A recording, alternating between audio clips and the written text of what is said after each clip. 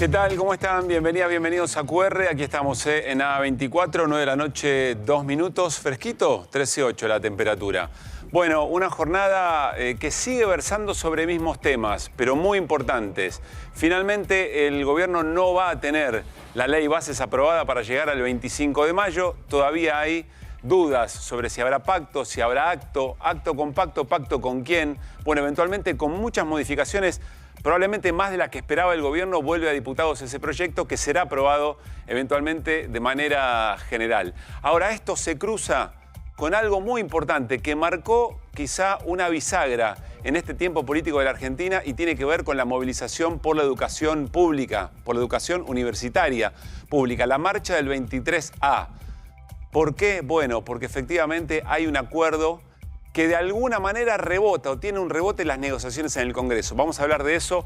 Viene Carlos Heller para charlar del plan económico de Javier Milei. Estas son las voces del día.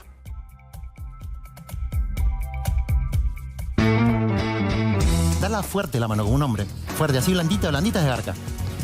Es de Garca. Por lo menos le robo a los pobres. Es de Garca. Sí, Por lo menos le robo a los yo no le pobres. robo tampoco. Por lo menos le robo a los Eso pobres. es de Garca. No son todos delincuentes los que están en la calle, pero tampoco en la ingenuidad de pensar que no le hacen mal a nadie. La gran mayoría de estas personas no elige vivir en la calle, pero algunos sí. Como decimos nosotros acá, las negras juegan. Sí. Entonces la oposición quiere que te vaya bien, no, quiere que te vaya mal. Que lo que vos escuchás del RIE es parte de querer desvirtuar algo que saben que es muy bueno. Vos tenés el recinto y atrás está el salón azul, que vos no lo ves porque hay cortinas, sí. No ves que hay del otro lado. Había 70 personas, 70, que escuchaban las preguntas que le hacían los senadores, le imprimían la respuesta. La señora iba corriendo, volvía con la pregunta impresa y abrochaba la respuesta. Entonces vos tenías a Pose que leía la respuesta en un tono todo así. Cuando se dice que quienes se jubilaron por moratoria no aportaron, paren un poquito, no aportaron en efectivo, hermana. ¿Sabe qué? Aportaron su vida. Si el peronismo no tiene las pelotas para prepararse para dar una batalla en noviembre, no sé cuándo será el momento, el peronismo contra la cámpora está terminado. Para nosotros es un modelo que atenta contra la propia democracia y por tanto esa exhibición de la ultraderecha de nuestro país de la mano de Milei es precisamente lo que nosotros vamos a combatir. ¿Y usted cree que va a tener que recortar su plantel de trabajadores? No, o sea, recortar no es nada. El miedo es tener que cerrar también, porque es imposible competir con los productos que vienen de los países asiáticos. Creemos que el diálogo siempre es importante en la República Argentina. Creemos que debemos sentarnos y escucharnos, por lo cual vamos a participar del diálogo y del debate del Pacto de Mayo. Seguramente hay algunas hijas, hijos de puta que lucraban con la comida, pero la mayoría podía ser el comedor abierto y la gente comiendo como los ves ahora. Como verán, estamos haciendo un ajuste de 15 puntos del PBI. ¿Imposible? Nada. Bien, repaso de las voces del día que en un ratito con todo el equipo vamos a detallar seguramente. Ahora, un dato muy importante de algo que, como decíamos hace unos minutos, fue bisagra, es bisagra en este momento de la política argentina. Tiene que ver con el reclamo por el presupuesto universitario y tiene que ver con esa movilización que nadie ha negado, ni el propio gobierno. El propio gobierno acelerando negociaciones, cambiando de postura respecto a la educación universitaria, reconoce en ese gesto que fue efectivamente algo sumamente importante. La movilización del 23A, del 23 de abril, que juntó una enorme cantidad de sectores afectados por las políticas del gobierno de Javier Milei y se amalgamaron en una movilización de las más importantes que se recuerden desde la recuperación de la democracia. ¿Por qué? ¿Qué pasó en estas horas? Ayer lo comentamos. Bueno, el gobierno negoció con la Universidad de Buenos Aires ese presupuesto específico para los gastos operativos, para que se pueda pagar la luz, para que se pueda pagar los gastos de limpieza, para atender distintos tipos de cuestiones que hacen al funcionamiento cotidiano de las universidades. No lo que tiene que ver con los salarios, que es el mayor componente del presupuesto de la universidad. Salarios docentes, salarios no docentes, eso quedó aparte. No negoció con todas las universidades nacionales. Negoció con la Universidad de Buenos Aires y la Universidad de Buenos Aires aceptó un aumento de casi el 300% del presupuesto. Claro, el resto de las universidades se quedaron sin nada. Hoy pude hablar con Víctor Moriñigo, que es el rector de la Universidad Nacional de San Luis, pero además es el presidente del Consejo Interuniversitario Nacional. Es decir, es el representante de todas las universidades nacionales. Yo quiero que presten atención a lo enojado que está Morínigo y por ende lo enojado que está en el resto de las universidades. Es cierto, respecto de la actitud de la Universidad de Buenos Aires, de haber aceptado eso por fuera del resto, pero sobre todo con el gobierno, y deja algunas definiciones muy importantes que tienen rebote ¿dónde? En la negociación en el Congreso. ¿Dicho por quién? ¿Por un periodista de televisión? No, dicho por las autoridades de la Cámara del bloque de diputados de Unión por la Patria, y hace un rato nada más un mensaje de la expresidenta Cristina Fernández de Kirchner. Pero compartamos las definiciones de Víctor Morínigo y presten atención lo dura que son. Acaba de inaugurar una situación feliz, que es que el gobierno, que venía a cambiar a las antiguas formas, ha inaugurado los ATNs de la educación. Entonces, para los amigos hay, para los otros no. Y como yo le digo a los chicos del interior de la provincia de San Luis, que nosotros no estamos agraciados o no le caemos bien al gobierno, o los senadores incluso del mismo gobierno no han conseguido lo que consiguieron otros. Si a mí me hubieran llamado para darme 500% para la Universidad de San Luis, yo le hubiera dicho que no. Yo lo que creo que va a pasar es que mañana pasado va a salir en la reconstrucción de la Universidad A, de la Universidad B, de 5 o 6 universidades, y va a seguir dividiéndonos. Quizás mañana sale un aumento para la Universidad de San Luis y me saquen a mí en todas las redes y seré el área expósito del sistema universitario y me agregarán a mí. Digo, uno sabe que esto puede ir. Con el estado de ánimo que estoy y la calentura que tengo, tendría que contestar esto. Sería un hermoso desafío hacer una marcha en el segundo semestre sin la UBA, a ver si la UBA fue realmente el motor de la movilización o fueron estudiantes, egresados, universidades, trabajadores, gente común. Yo creo que nos sorprenderíamos varios. Bueno, muy enojado, Víctor Morínigo, y señalando primero una acción violenta, así la caracterizó, como una acción violenta por parte del gobierno para dividir el frente universitario. Lo caracterizó además y mencionó dos objetivos. El primer objetivo, la división de un frente que puso en jaque al gobierno y que tuvo el gobierno de cambiar su discurso.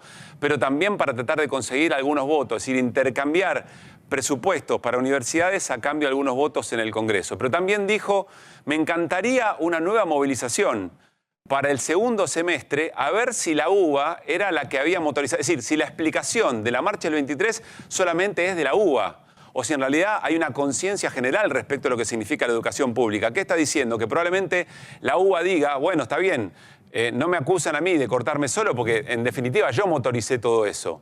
Una discusión muy, pero muy fuerte. Dice, bueno, si tengo que ser el Lali Espósito de la educación universitaria, lo voy a hacer. Ahí hay un problema muy serio que al gobierno le generó una afectación muy directa en términos políticos, que no está resuelto para nada, pero que el gobierno muñequeó, otra vez hizo política.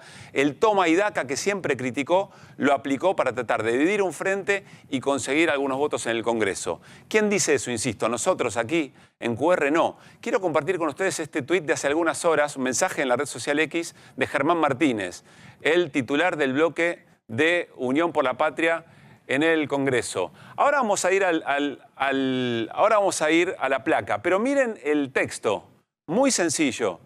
Queda claro, ¿no? Busquen los sponsors, dice Germán Martínez. ¿Los sponsors de qué? Bueno, lo que está identificando, con esto estamos, no hace falta otra placa. Estos son los nombres de cada una de las universidades, de todas las universidades nacionales. Fíjense que hay barras azules que se mantienen estables con un aumento presupuestario en un trimestre de un 10%, no importa el porcentaje, muy poco aumento presupuestario. Y las 4 barras que se mueven son 4 universidades que a lo que invita Germán Martínez es saber cómo se comportaron esos votos en el Congreso. Universidad Nacional de La Rioja, Universidad Nacional de Cuyo, Universidad Nacional de Córdoba y al final la Universidad de Buenos Aires. Insisto, dice, queda claro, ¿no? Busquen los sponsors, dice Germán Martínez. ¿Los sponsors de qué? Bueno, probablemente los sponsors de lo que está discutiendo Unión por la Patria y quienes son oposición propiamente dicha en el Congreso. Acá hay muchas cosas para mencionar y sobre todo, creo yo, cómo el gobierno de Javier Milei fue aprendiendo a hacer política, a ser más pragmático, pero de alguna manera negociando con aquello que vino a combatir, negociando con la casta, negociando con el nido de ratas y siendo mucho más pragmático de lo que decía. ¿Se lo va a reclamar su base electoral? No sabemos. eso me parece que queda para algunos análisis de otro orden. Pero esto está efectivamente ocurriendo. Lo de la educación universitaria pública no es un capítulo cerrado y vamos a ver, por supuesto, cómo continúa. Me voy a la mesa, ya charlamos con Carlos Heller sobre el momento económico y político del gobierno, pero saludo a mis compañeros. ¿Qué dice Hernán? Hola Irina, Fer, Martín Granowski, ¿cómo están? ¿Estás bien? Bueno, muy significativo esto que ha ocurrido. Y vean si tiene repercusión, que le preguntaron al gobernador de la provincia de Santa Fe, Maximiliano Puyaro, sobre este tema. ¿Por qué? Bueno, porque hay universidades muy importantes, de décadas de trayectoria en la Argentina. En Santa Fe específicamente, la Universidad Nacional de Rosario, la Universidad del Litoral, la Universidad de Rafaela. Vean lo que contesta Maximiliano Puyaro, que en algunas cuestiones acompaña y dice, yo al gobierno lo acompaño, voy al Pacto de Mayo, pero acá hay un tema, sigue siendo un cable muy, pero muy sensible y de esta manera lo reconoce el gobernador. Muy molesto, muy dolido, siempre sucede lo mismo en la República Argentina, se prioriza una región de nuestro país, que es el AMBA, que es Capital Federal y el conurbano bonaerense, y parece que el interior somos ciudadanos de segunda. Bien, allí lo planteaba el gobernador. Seguía repasando las declaraciones de Víctor Morínigo, que en un momento dice, si a mí me hubieran ofrecido el 500% para mi Universidad de San Luis, yo hubiera dicho que no. En un señalamiento claro a las autoridades de la Universidad de Buenos Aires, que de todas maneras Jacobiti salió a decir, no, nosotros no nos cortamos solos, bueno, son negociaciones, etc. Pero una situación muy delicada que trasciende además, ¿no?, al resto de la política. ¿Sabés qué? Cuando estuvo acá Jacobiti, creo que le preguntamos sobre la preocupación, porque en algún momento de la discusión previa a la movilización, el gobierno había tendido algunos puentes, había intentado romper el frente de los titulares de las universidades, ofreciéndolo individualmente. Yo me acuerdo, de hecho se lo pregunté acá, que uno de los rectores me había dicho, me llamaron una semana antes de la movilización, me llamaron, me ofrecieron a mí, que básicamente le respondió, no tiene sentido, hay una marcha dentro de una semana, yo no puedo bajar la marcha para que vos me des plata. Claro. Esa fue la respuesta de un rector que hoy está muy enojado, básicamente también con Jacobiti. Repasábamos recién, son todos radicales. ¿Te fijaste? Sí. Jacobiti, el de la UNR, Puyaro. Igual la solución que están dando es una solución para lo que representa hoy entre el 15 y el 20% de los alumnos. El 80% todavía está afuera. Sí, claro, el resto pero juegan con que la Universidad de Buenos Aires, que atiende a Buenos Aires, puede arrastrar. Y hay otra cosa, hay otra cosa, o dos cosas. Una, el refuerzo dispar, o desparejo, o injusto, como quieras, es de nuevo para los gastos de funcionamiento, que es el pequeño porcentaje del recorte presupuestario para las universidades. No es para los docentes. No, claro. No hay aumento para los docentes acá. O sea, este refuerzo es para el 5 a 7%, depende de cómo lo consideres, del 5 a 7% de todo el presupuesto universitario. Ahí se aplica esta tabla que vos mostrabas despareja. Eso es un punto. Y el otro es que dentro de la Universidad de Buenos Aires no hay homogeneidad. Ayer hubo reunión del Consejo Superior y el decano de Filosofía y Letras, por ejemplo, dijo o todos juntos o ninguno. Esta es a todos juntos. No fue una movilización la nacional, no fue solo de la Universidad de Buenos Aires, fue de todos los universitarios de toda la Argentina. Vamos a volver sobre esto porque tenemos un vicerrector de la Universidad General Sarmiento en un momento del programa y vamos a retomar este tema. Bueno, otro de los temas importantes de la jornada, lo tiro a la mesa, pero Irina tuvo la primicia hoy por la tarde, es que mañana finalmente sí va a haber aumento del subte, Irina. Mañana va a haber aumento del subte porque lo que sucedió es que ayer nos enteramos de una medida precautelar que suspendía el aumento, ¿no?, ante un amparo que habían presentado Miriam Bregman y otros legisladores porteños, pero resulta que la jueza Elena Liberatori le había dicho al gobierno de la Ciudad de Buenos Aires, si usted me entrega una cantidad de documentos antes de 2 días, esto queda, yo levanto la precautelar. Por eso la jueza dejó sin efecto la precautelar y lo que sucede es que mañana está habilitado la aplicación del aumento. ¿Cuál es la situación? La jueza ahora tiene que resolver la cautelar. No es que esto queda así. Se va a aplicar el aumento. El aumento se va a aplicar. Pero la jueza tiene que resolver la cautelar. Tienen que opinar los que presentaron la denuncia, tiene que opinar la Fiscalía. Esto va a llevar unos días. Bien, se aplica el aumento a partir de mañana. Esto es importante, ahora vamos a compartir los esquemas. Hace unos minutos nada más, Metrodelegados, es decir, los trabajadores y trabajadoras del subterráneo, publicaron un video respecto al aumento de la tarifa impactante. La pregunta que se hacen es, ¿cuánto vas a pagar para qué tipo de servicio? Lo compartimos.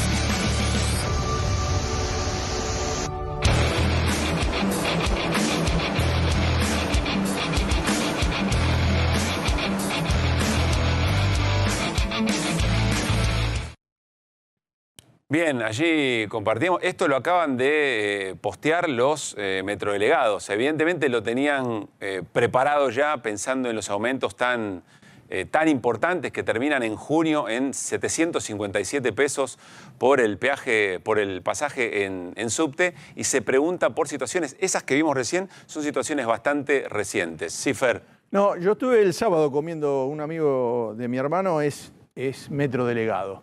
Y me estaba contando, con el aumento anterior, que creo que era 170, ¿cuánto estaban pagando? Actual es 125. Ahora 125. Bueno, Sí. el aumento que hubo en la gente que hace el movimiento en el molinete para entrar para adelante, hace un jueguito y logra pasar, estaba cerca de... Para colarse. Claro, el 25%. No sé ahora lo que va a pasar. En París o en Nueva York hay unos vidrios que no te dejan pasar. Sí, claro. Te podés colar, es un despelote colarte. En París creo que lo logran de alguna manera. En otros lugares es casi imposible, acá es muy fácil, y las mujeres, y mi mujer me estaba diciendo, che, me empezó a dar un poco de bronca, porque algunas personas la vi que tenían problemas, pero había otras personas de clase media, parecían muy bien vestidas, que hacían el... Bueno, pero cuando se llega mandaban. el boleto a 757 no va a pagar pesos, nadie. Y con el nivel de salarios y la preocupación por el empleo, hay que ver qué es lo que ocurre. Mirá, estuvimos con cronistas de A24 haciendo preguntas hace un rato nada más, cuando se supo que efectivamente mañana comienza el aumento. Miren la reacción. ¿Que mañana aumenta el subte? No, ni enterado. No, ni enterado, no somos acá. No son de acá. ¿Utilizaron el subte recién? Sí, sí. Bien, ¿pero lo utilizan habitualmente o no? Sí, cuando andamos por acá, sí. Bueno, ahora, ¿sabés cuánto lo pagaste? Algo de 300 creo que era. 200. Algo así. 125. Ahí va. ¿Y se va a ir mañana, saben a cuánto? No. 574. Ah, tranqui. Bueno, por suerte no volvemos, no vamos a zona sur. No, No vemos. no vamos para zona sur, así que... 574, 650 a partir del 1 de junio y 757 en un tercer tramo, entre julio y agosto. ¿Qué les parece? Nada, hay que laburar y seguir adelante. Totalmente inmoral. Inmoral y bueno, dejan claro también el proyecto que quiere proponer este gobierno con respecto al transporte público. ¿A vos te da para pagarlo o no? ¿O vas a decidir, por ejemplo, en el colectivo ahora que es más barato? No, a mí no me da para pagarlo. Yo no, pero más allá de mí, estoy pensando en la gente que sí o sí tiene que tomarse un subte, o que se les facilita más, o que tiene que ir a Ciudad Universitaria, o que tiene que ir al trabajo y necesita sí o sí tomarse un subte. Y lo importante es eso, saber que le están cortando la libertad a mucha gente por ir a trabajar, a estudiar, y que le complica el mango porque la sudadora está consumiendo muchísimo, y que no se puede. Yo en mi caso no voy a poder pagarlo. Nosotros vivimos en la provincia. Venimos, viajamos todos los días y la verdad que se va a hacer cuesta arriba poder remontar porque los sueldos no suben. En un par de meses usted va a tener que pagar 757. Exactamente es lo que me estoy informando ahora. Pensábamos que esto se iba a frenar, pero bueno, parece que no.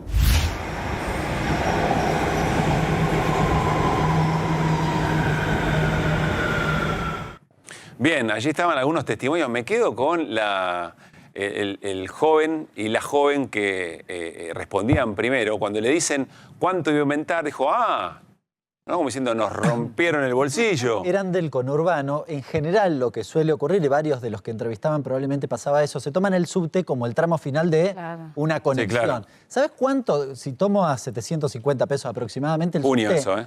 Bueno, pero en el trayecto de 22 días hábiles, 35.000 pesos. Claro, de algo que quizás no era un costo significativo pasa a tener... ¿Eso es solo subte, Hernán? Solo el subte. Sí, agregale lo demás. Con dos colectivos que a veces pasa con el conurbano. O colectivo tren subte. Claro, colectivo tren subte, El perfectamente. total del aumento va a ser 505% respecto a del último en la escala. Tendría que ser un monto que se especifica respecto del salario. Y esta fue una de las grandes discusiones en la audiencia pública que existió. Pero no está planteado de esa manera. No tiene ninguna relación con el salario mínimo, ¿no? Sí, claro. Ese es el tema. Bueno, de hecho, con el salario de los aceiteros. Claro. Vamos a la contraparte de esto. Un testimonio que no quisimos dejar pasar también en este breve comentario de algunas de las cosas y de algunas de las voces que se escucharon. Pimpi Colombo es la secretaria general del gremio de amas de casa.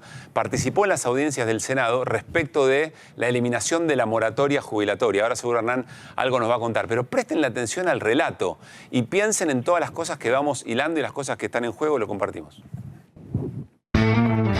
Cuando se dice que quienes se jubilaron por moratoria no aportaron, paren un poquito.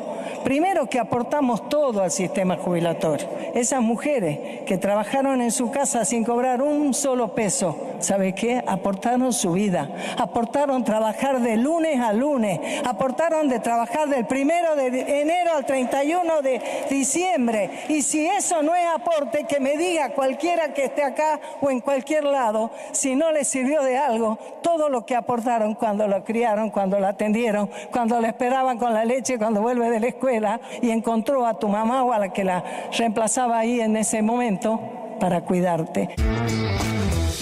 Se sigue discutiendo la ley bases en el Senado y se siguen discutiendo estas cosas dentro de las modificaciones que volverán a diputados. Quizá alguien dice, quizá están los votos para modificar algo de todo esto, pero bueno, esta es la iniciativa del gobierno, Hernán. Sí, la ley base lo que incluye es dos artículos que derogan la ley o las leyes que básicamente permitían la moratoria jubilatoria. ¿Qué es la moratoria jubilatoria? No tengo 30 años de aporte, tengo la edad, pero no puedo jubilar porque no tengo los años de aporte, entonces los podía comprar.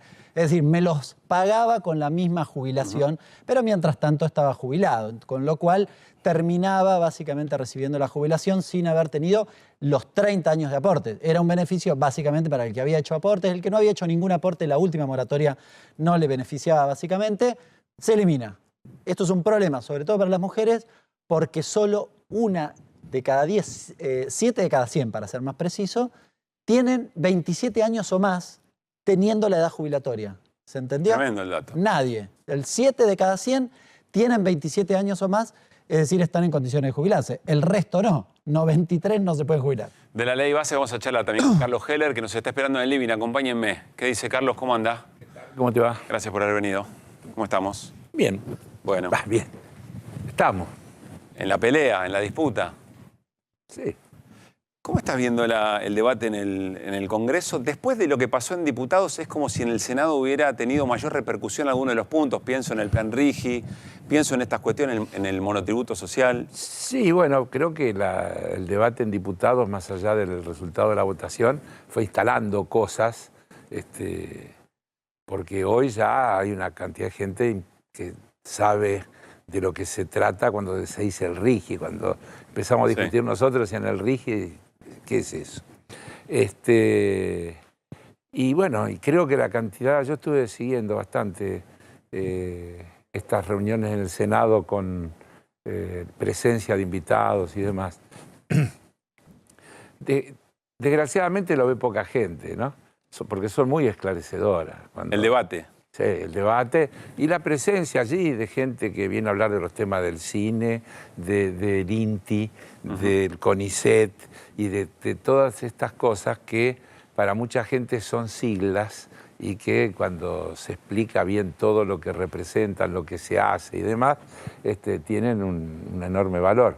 Se puede empatizar, que otros sectores que quizás no conocen tanto pueden empatizar con lo que es el juego. Y porque, a ver, voy a tomar un ejemplo que no está en los debates, pero desde el gobierno, por ejemplo, ha sido muy crítico con el gasto que le implica al Estado participar en los festivales, por ejemplo, folclóricos, cosas por el estilo. Y estos días sucedió una cosa en Brasil que es muy, muy interesante. Hubo un evento fenomenal, multitudinario, con Madonna, creo que 2 millones de personas, totalmente... En Río de Janeiro.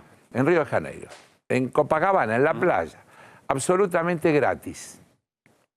El Estado puso 4 millones de dólares para ayudar al costeo de ese emprendimiento.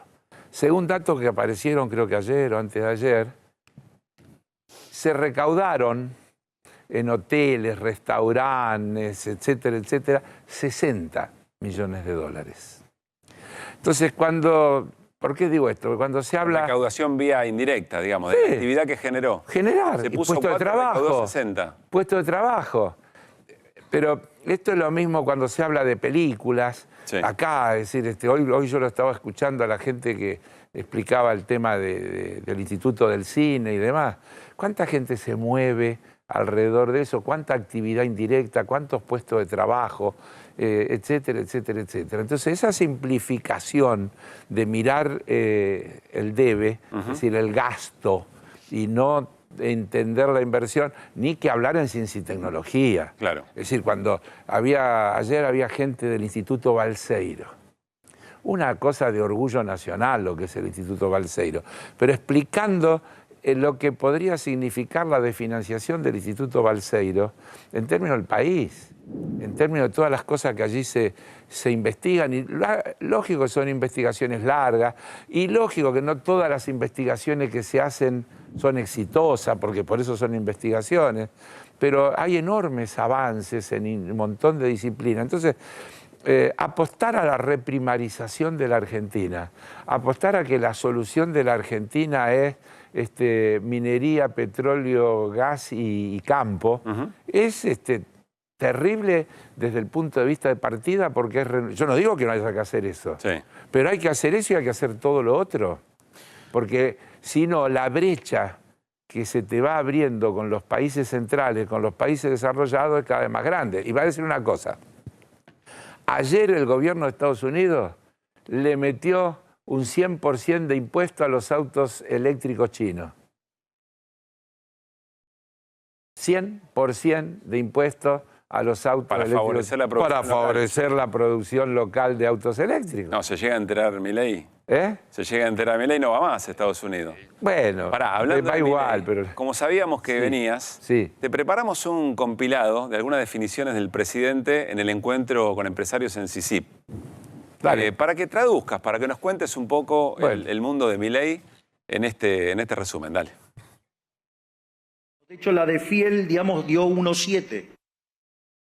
Es decir, que está ocurriendo lo que ajuste de 15 puntos del PBI. ¿Imposible? Nada. Los bonos que costaban... Este no es el resumen, esto para ver si estabas atento nada más, Carlos. ¿Estás atento? Sí. Bueno, ahora sí, presta atención, mira.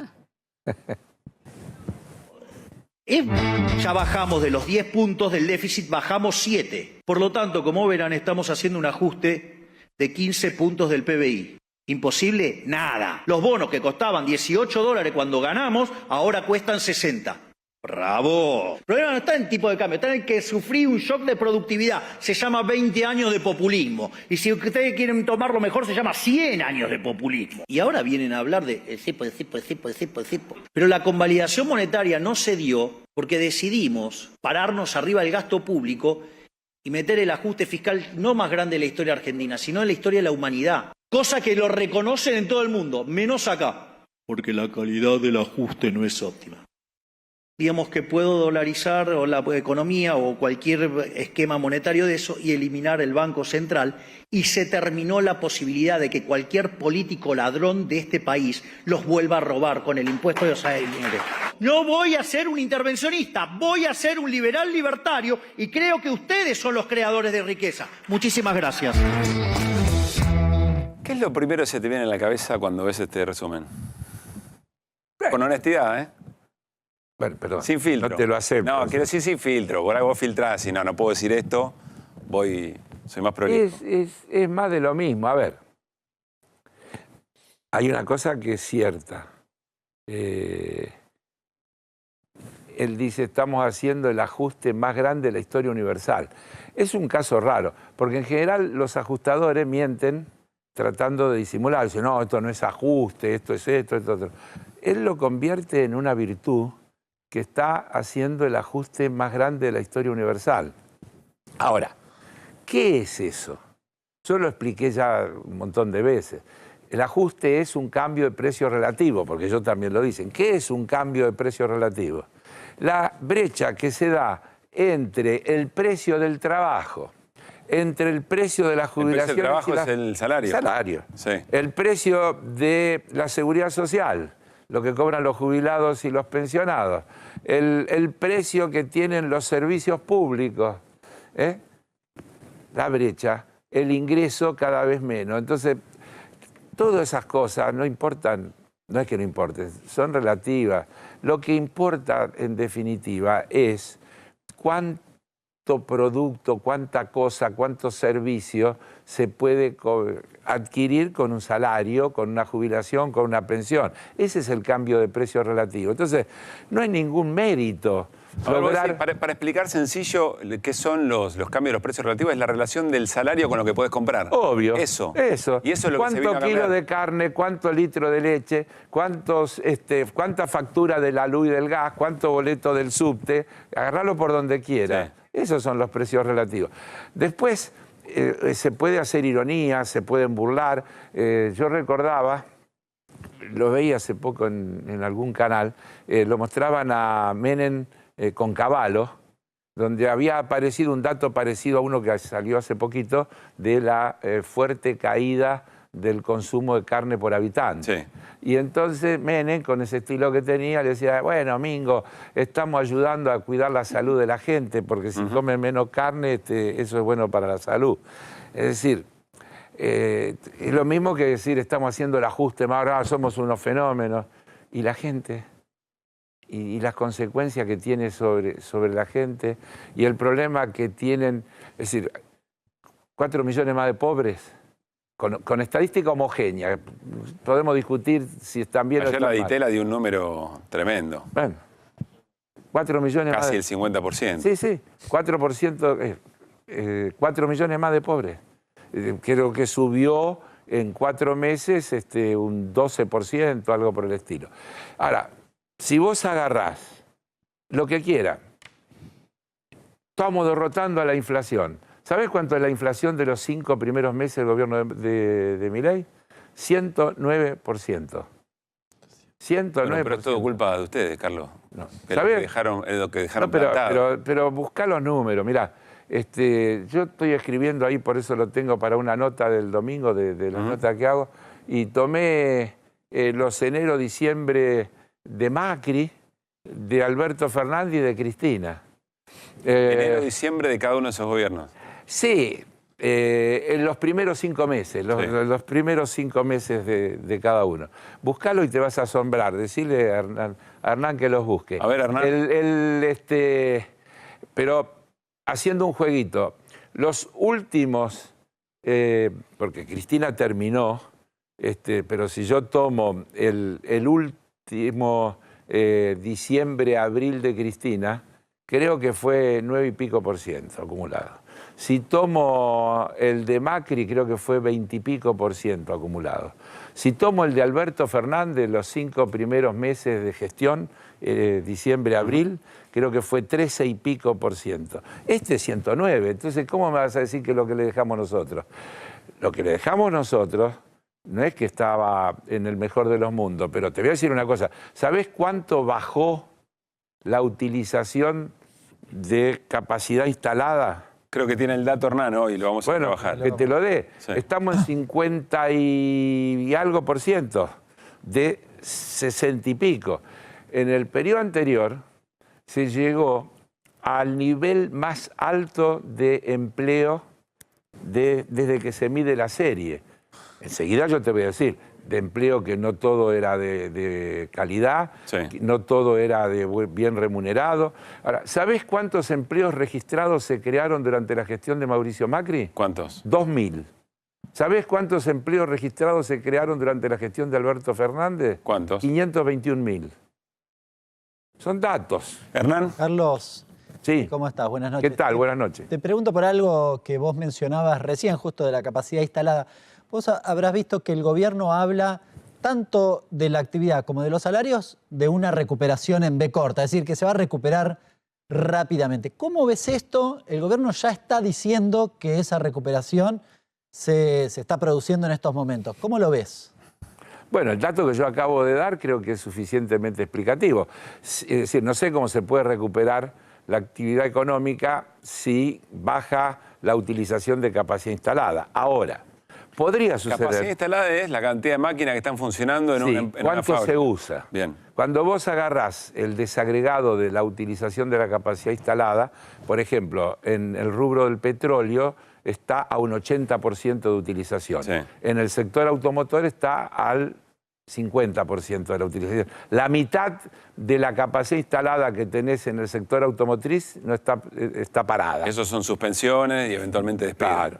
Entonces, se puede decir, podría llegar a suceder, Hernán, que incluso la economía crezca, el Producto Bruto crezca, y eso no le llega a la gente. Porque si crece, por ejemplo, vienen las famosas inversiones para sacar el litio o para el desarrollo del sector energético. Todo eso genera muy poco empleo, eso derrama muy poco sobre la población. En definitiva, puede darse que haya una recuperación del Producto Bruto con un ensanchamiento de la brecha y con un deterioro creciente del salario de los trabajadores, del ingreso de los jubilados. Es más grande la torta, pero se reparte de manera aún más desigual. Es que, imagínate, si vienen inversiones a las que se le va a dar todo tipo de franquicias impositivas, es decir, que van a aportar muy poco desde el punto de vista de los impuestos, que pueden traer sus equipamientos, que pueden dejar afuera a partir del tercer año el 100% de las divisas que se exporten. No sé dónde está el beneficio para la ciudadanía pensado, porque vos podés decir, no, esto lo hacemos porque va a mejorar los ingresos fiscales y con esto vamos a atender la salud pública, la educación, la obra pública. No, estamos en plena licuación con toda esta cuestión del cambio de precios relativos y con plena destrucción con todo lo que genéricamente Milei llama la motosierra. Es decir, vos recién estabas hablando de las universidades. ¿Sabés cuántas universidades se crearon en la Argentina en el último tiempo? 14. 14. ¿Sabés cuánta gente? Yo decía el otro día, veía al rector de la Universidad de Rosario. Rector de la Universidad de Rosario, y en un reportaje. Y él decía que él era universitario de primera generación. Para mí es un dato fenomenal. Un universitario de primera generación que llegó a rector de la universidad. Entonces, la cantidad, no es cierto lo que decía Vidal, de que los pobres no van a la universidad. Acercar la universidad a los pueblos, a las ciudades, al interior, aumentó notablemente la cantidad. ¿Cuántos estudiantes universitarios tiene la Argentina? 10 millones de estudiantes universitarios. ¿Cuántos países, qué país de la región tiene ese nivel de desarrollo universitario que tiene la Argentina? Y eso no es valor agregado, eso no es inversión para futuro. Ahí vuelvo a eso, Carlos, pero Fer tiene una pregunta. Fer. Sí. A ver, es lógico que este modelo se enfrente con los economistas del peronismo, pero se da la paradoja de que Melconian, Kachanowski, Cavallo critica, y ayer Miguel Ángel Broda salió a pedir el dólar de Néstor Kirchner, que decía que era un dólar que servía para producir y que pudiera liquidar el campo. Es decir, Milei está completamente aislado en este momento. Eso, ¿por qué están todos juntándose como enfrente? ¿Qué es lo que... A ver, sí, varias cosas. Primero, yo no soy un economista del peronismo. Yo soy parte... yo decía yo te lo aclaro. Yo soy parte de un espacio amplio. Pero yo decía el peronismo, parte que de un es lógico espacio que se amplio. enfrente con el peronismo. También que se enfrente con usted. Pero no hay ningún problema. A ver, Fer, dale. No hay ningún problema en eso. Pero, a ver, me perdí. ¿Cuál era la pregunta? No, la pregunta es por qué se enfrenta con los economistas que teóricamente liberales... Y porque yo creo que... Bueno, el otro día creo que toman esa distancia. charla contra empresarios fue para explicar y darles un baile a los que creen que hay un atraso cambiario. Claro. Ahora hablamos de eso también, si querés. Pero efectivamente es llamativo, y es correcta la pregunta, porque es llamativo cómo han salido en coro, hasta de Pablo, que el otro día salió una publicación diciendo que era el consultor de confianza de Milei, salió a decir, yo nunca dije que esto iba a funcionar bien. Es decir, creo que hay como una generalizada opinión de que hay que mantener distancia prudencial, porque parece imposible que esto pueda funcionar bien. La verdad que por donde lo mires, esto no tiene mucha chance, yo no le veo cómo puede funcionar bien realmente. Entonces creo que esto de todos estos economistas tiene que ver con eso, para decir, están preparando la segunda vuelta. No, esto no es liberalismo. Los liberales somos nosotros. Porque si no, se lo lleva puesto. Y si no, se lo lleva puesto a todo. Y no quieren que se lo lleve puesto a todo y toman distancia. Esa es la lectura que yo hago en relación a esa pregunta. Martín. ¿Cómo estás, Carlos? ¿Qué haces, Martín? Muy bien, te propongo una cosa. Estás en la cancha de Boca y al lado, sufriendo, y al lado no lo tenés. O enfrente no lo tenés a Pablo Caruso. Tenés un pibe de 18 que te dice, Heller, yo voté a Milei. ¿Qué le decís? Y que reflexione, y si lo primero que le diría es por qué lo votó, lo ayudaría a pensar. Y le diría que todo lo que él creyó que iba a pasar, no va a pasar. Porque lo que tenemos que discutir es cuánto va a terminar ese pibe de 18 años de convencerse. Recién ustedes mostraban esas notas donde uno de los reporteados decía, bueno, pero hay que aguantar y hay que darle para adelante. Hay que seguir trabajando y darle para adelante. Hay que seguir trabajando y darle para adelante. Y es lógico que yo siempre digo, 5 meses lleva este gobierno. ¿Cómo le podés pedir a alguien que apostó por este gobierno que de entrada y rápidamente le eche la culpa de lo que está mal? Lo lógico es que le eche la culpa a lo anterior, porque por eso votó esto. Tiene que pasar más tiempo para que tome conciencia de que efectivamente lo que le dijeron no es cierto y que su situación, lejos de mejorar, empeora. Y entonces, evidentemente, esa reflexión aparecerá. De cualquier manera, les quiero decir que las elecciones en el mundo entero se ganan 52-48. Es decir, no hay que pensar que va a haber un vuelco masivo para el otro lado. Lula ganó con el 51. Con el 51. Las elecciones en el mundo entero son reñidas, hay núcleos duros, hay pequeños núcleos fluctuantes que son los que terminan definiendo las elecciones, que son los que cambian. La mayoría tiende a votar lo mismo a través del tiempo, a su tradición familiar, a una cantidad de cuestiones. Y ese núcleo fluctuante es el que termina decidiendo los cambios que se dan en los países, en las elecciones. Carlos, tengo que cerrar, te quiero hacer una pregunta y a ver si puedes darnos una respuesta breve y concreta de tu especialidad. Si tuvieras que observar una variable económica del gobierno de Milei para saber, o para decir, bueno, a ver cómo se mueve este indicador y ahí vamos a ver qué es lo que viene, cuál es la escena que viene, ¿cuál es ese indicador? No sé si hay uno. Pero bueno, el tema cambiario es un problema, porque toda la apuesta está hecha a que le liquiden, es decir, está claro que plata fresca no hay, al revés, tenés problemas de que estás negociando que te renueven el préstamo de los chinos. Si te renuevan el préstamo no te dan plata fresca. Esto es lo mismo que la inflación, perdón que no sea cortito. Dice, ha bajado la inflación. ¿Qué ha bajado la inflación? No es que bajaron los precios, quiere decir que aumentan más lentamente. Lento. No, digo porque hay una confusión al respecto.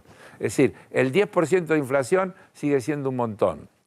Según los análisis que nosotros hacemos con mi gente, con mi equipo, el tipo de cambio real competitivo está a la par del que había antes de la devaluación de agosto del año pasado. La de Massa. De la de Massa, para llamarlo de alguna manera. Ahí está. Entonces, todo lo que decían en ese momento que había atraso cambiario, hoy tiene que estar diciendo que hay atraso cambiario. Entonces vos, la variable que estás observando es el dólar. Es que la Argentina depende del ingreso de divisa, y el ingreso de divisa viene por la liquidación de las exportaciones fundamentalmente. Y quiero darte otro dato. ¿Sabés que hubo un récord de producción industrial? ¿Cuál? Silo Bolsa. Donde se acumula la cosecha. No, la fábrica de silobolsa. Los que fabrican claro, el silobolsa, elemento donde se guarda la cosecha. récord histórico de fabricación. Eso hace suponer que los productores están pensando en guardar y esperar un tipo de cambio más favorable. Gracias, Caro, por haber venido. Gracias a ustedes. Bueno, nos vamos y seguimos en QR. ¿A dónde vamos, querido Woody? ¿Me voy a la mesa? Nos vamos a la pausa. Pausa y al regresar, atención, en un ratito seguimos con el tema universidades. Nos visita una autoridad de la Universidad Nacional General Sarmiento. Vamos a hablar del tema del dólar, hablaremos de la capacidad instalada. Tenemos una jueza que, bueno, la acusaron de pedir una coima de 8 millones de mangos para acelerar una causa. Armas, un tema muy importante porque entró un proyecto o el gobierno quiere facilitar la tenencia de armas. Un montón de QR hasta las 11, ya venimos.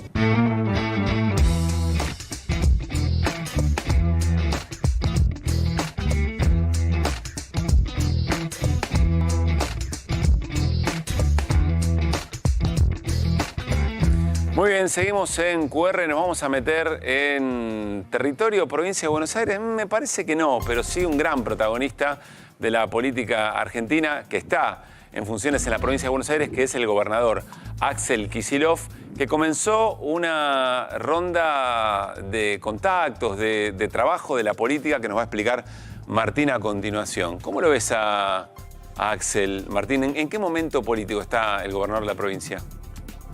Mucha gente en el peronismo dice Axel 2027, Axel candidato a presidente. Axel no lo dice, por lo menos no lo dice en público y hasta donde me consta tampoco lo dice en privado. En privado. Ninguna de las dos cosas, por ahí lo dice con su almohada, yo no lo sé. Sí. Pero, o sea, más allá de eso, claramente está proyectado por la realidad, porque es el gobernador de la provincia más importante de la Argentina, porque es el gobernador opositor más importante, porque el peronismo, una buena parte del peronismo, pone sus ojos en él y porque Milei además lo sube al ring permanentemente. Lo sube al ring castigando a la provincia de Buenos Aires, entre otras cosas. No solo a la provincia de Buenos Aires, pero si vos me decís 17 millones de habitantes sobre 47 millones, estás hablando de alrededor del 40% de la población argentina. Afectás, recortás fondos docentes, en transportes, en financiamiento de obras públicas o cortás las obras públicas directamente, estás afectando al 35, entre el 38 y el 39% de la población argentina. O sea que en función de eso siempre me llamó la atención la poca presencia en agenda que tienen las políticas de y para la provincia de Buenos Aires, salvo cuando sucede algo que, bueno, que gana la agenda por distintos motivos, pero algo muy extraordinario. Siempre me llamó la atención. Ahora, miren esto. Arrancó el Clio Federal. ¿Se acuerdan la historia del Clio, no? El Clio de Carly Bianco, ese con el que Axel Kicillof comenzó en un momento a recorrer la provincia de Buenos Aires y que le fue valiendo una legitimidad para llegar a gobernador. Pero eso miren, fue 2019, Pablo. ¿Cómo? 2019. ¿Es 19? Claro, 2019. No, el auto es más viejo. El 2000 fue en la campaña del 2000. Claro, campaña del 19. El 19. Campaña del 19. Ahora, Axel Kicillof gana en la campaña. El Clio es, como vos decías, de Carlos Bianco, que soy ministro de gobierno de Axel Kicillof. Ahora, la pregunta es si este Clio... Perdona que te interrumpa. ¿Lo tiene? Sí, lo tiene y lo usa. ¿No te avisó qué kilometraje tiene todavía? Más de 300.000 era el último cálculo que yo sabía. Bueno, hay que ver qué kilometraje tiene después de este desafío, el Clio Federal. Presten atención a esta extraordinaria portada. Vieron que cuando uno anda por la ruta siempre se lleva algún recuerdo de donde estuvo y hay gente muy fana de los fierros que se lo va poniendo al propio coche. Miren acá, provincia de Santa Fe, provincia de La Pampa, Chubut, Neuquén. ¿Por dónde anda? ¿Qué sentido va a tener el Clio? En Santa Fe, el Clio Federal ya anduvo, el Clio Federal de Axel. Yo no sé si fue con el Clio directamente, pero cuando Axel viaja es como si fuera con el Clio. Vaya con lo que vaya. Carlos Bianco sí usa el Clio, cuando anda solo. Cuando Axel viaja, el símbolo del Clio quedó. En Santa Fe ya estuvo. En Santa Fe estuvo cuando entregó patrulleros, estuvo en Santa Fe y estuvo en San Nicolás reunido con Puyaro. La relación con Maximiliano Puyaro, gobernador de Santa Fe, radical, es excelente. Muy buen vínculo y muy cotidiano. Muy cotidiano y viene de antes, no viene del día en que entregó los patrulleros en comodato para Santa Fe en medio de la crisis de los asesinatos de narcotráfico en Santa Fe. Viene de antes, muy buena relación. Hay otra relación, no sé si hay stickers, si ya se lo pusieron, porque hay un señor que no quiere ponerle un sticker, que se llama Martín Yarlora. Yarlora es el gobernador de Córdoba. Sí. Con quien también hay una buena relación. Hay intercambio telefónico, intercambio de ideas productivas. Digo, ¿cuál es el problema de Yarlora? Yarlora dice, en privado, no me lo dijo a mí porque si no, no lo contaría, pero dice en privado que cuando critica a Milei, él baja en las encuestas. Y entonces Yarlora, no sé si te acordás, Pablo, al principio criticaba mucho a Milei y después dejó de hacerlo. Bueno, es por eso. Miedo a las encuestas. El gobernador de Córdoba no lo quiere. Ahora, al mismo no quiere las encuestas en baja. Ahora, al mismo tiempo, Córdoba tiene una estructura productiva en algún sentido parecida a la de la provincia de Buenos Aires. Metalmecánica, automotrices, agro, muy parecida a la provincia de Buenos Aires y a Santa Fe también. Con lo cual hay intercambio permanente sobre ese aspecto entre los dos. Muy frecuente. Bien, ¿para construir qué? Axel está sacando el trío federal. ¿Cómo? Para nacionalizarse. A conciencia. Sí, para nacionalizarse es una parte. Y la otra parte es para, él lo dice esto no es ningún misterio, para estructurar una forma de federalismo que sea transversal a los partidos políticos. Por eso estuvo ayer con Nacho Torres, el gobernador de Chubut. Otra foto importante. Que es del PRO.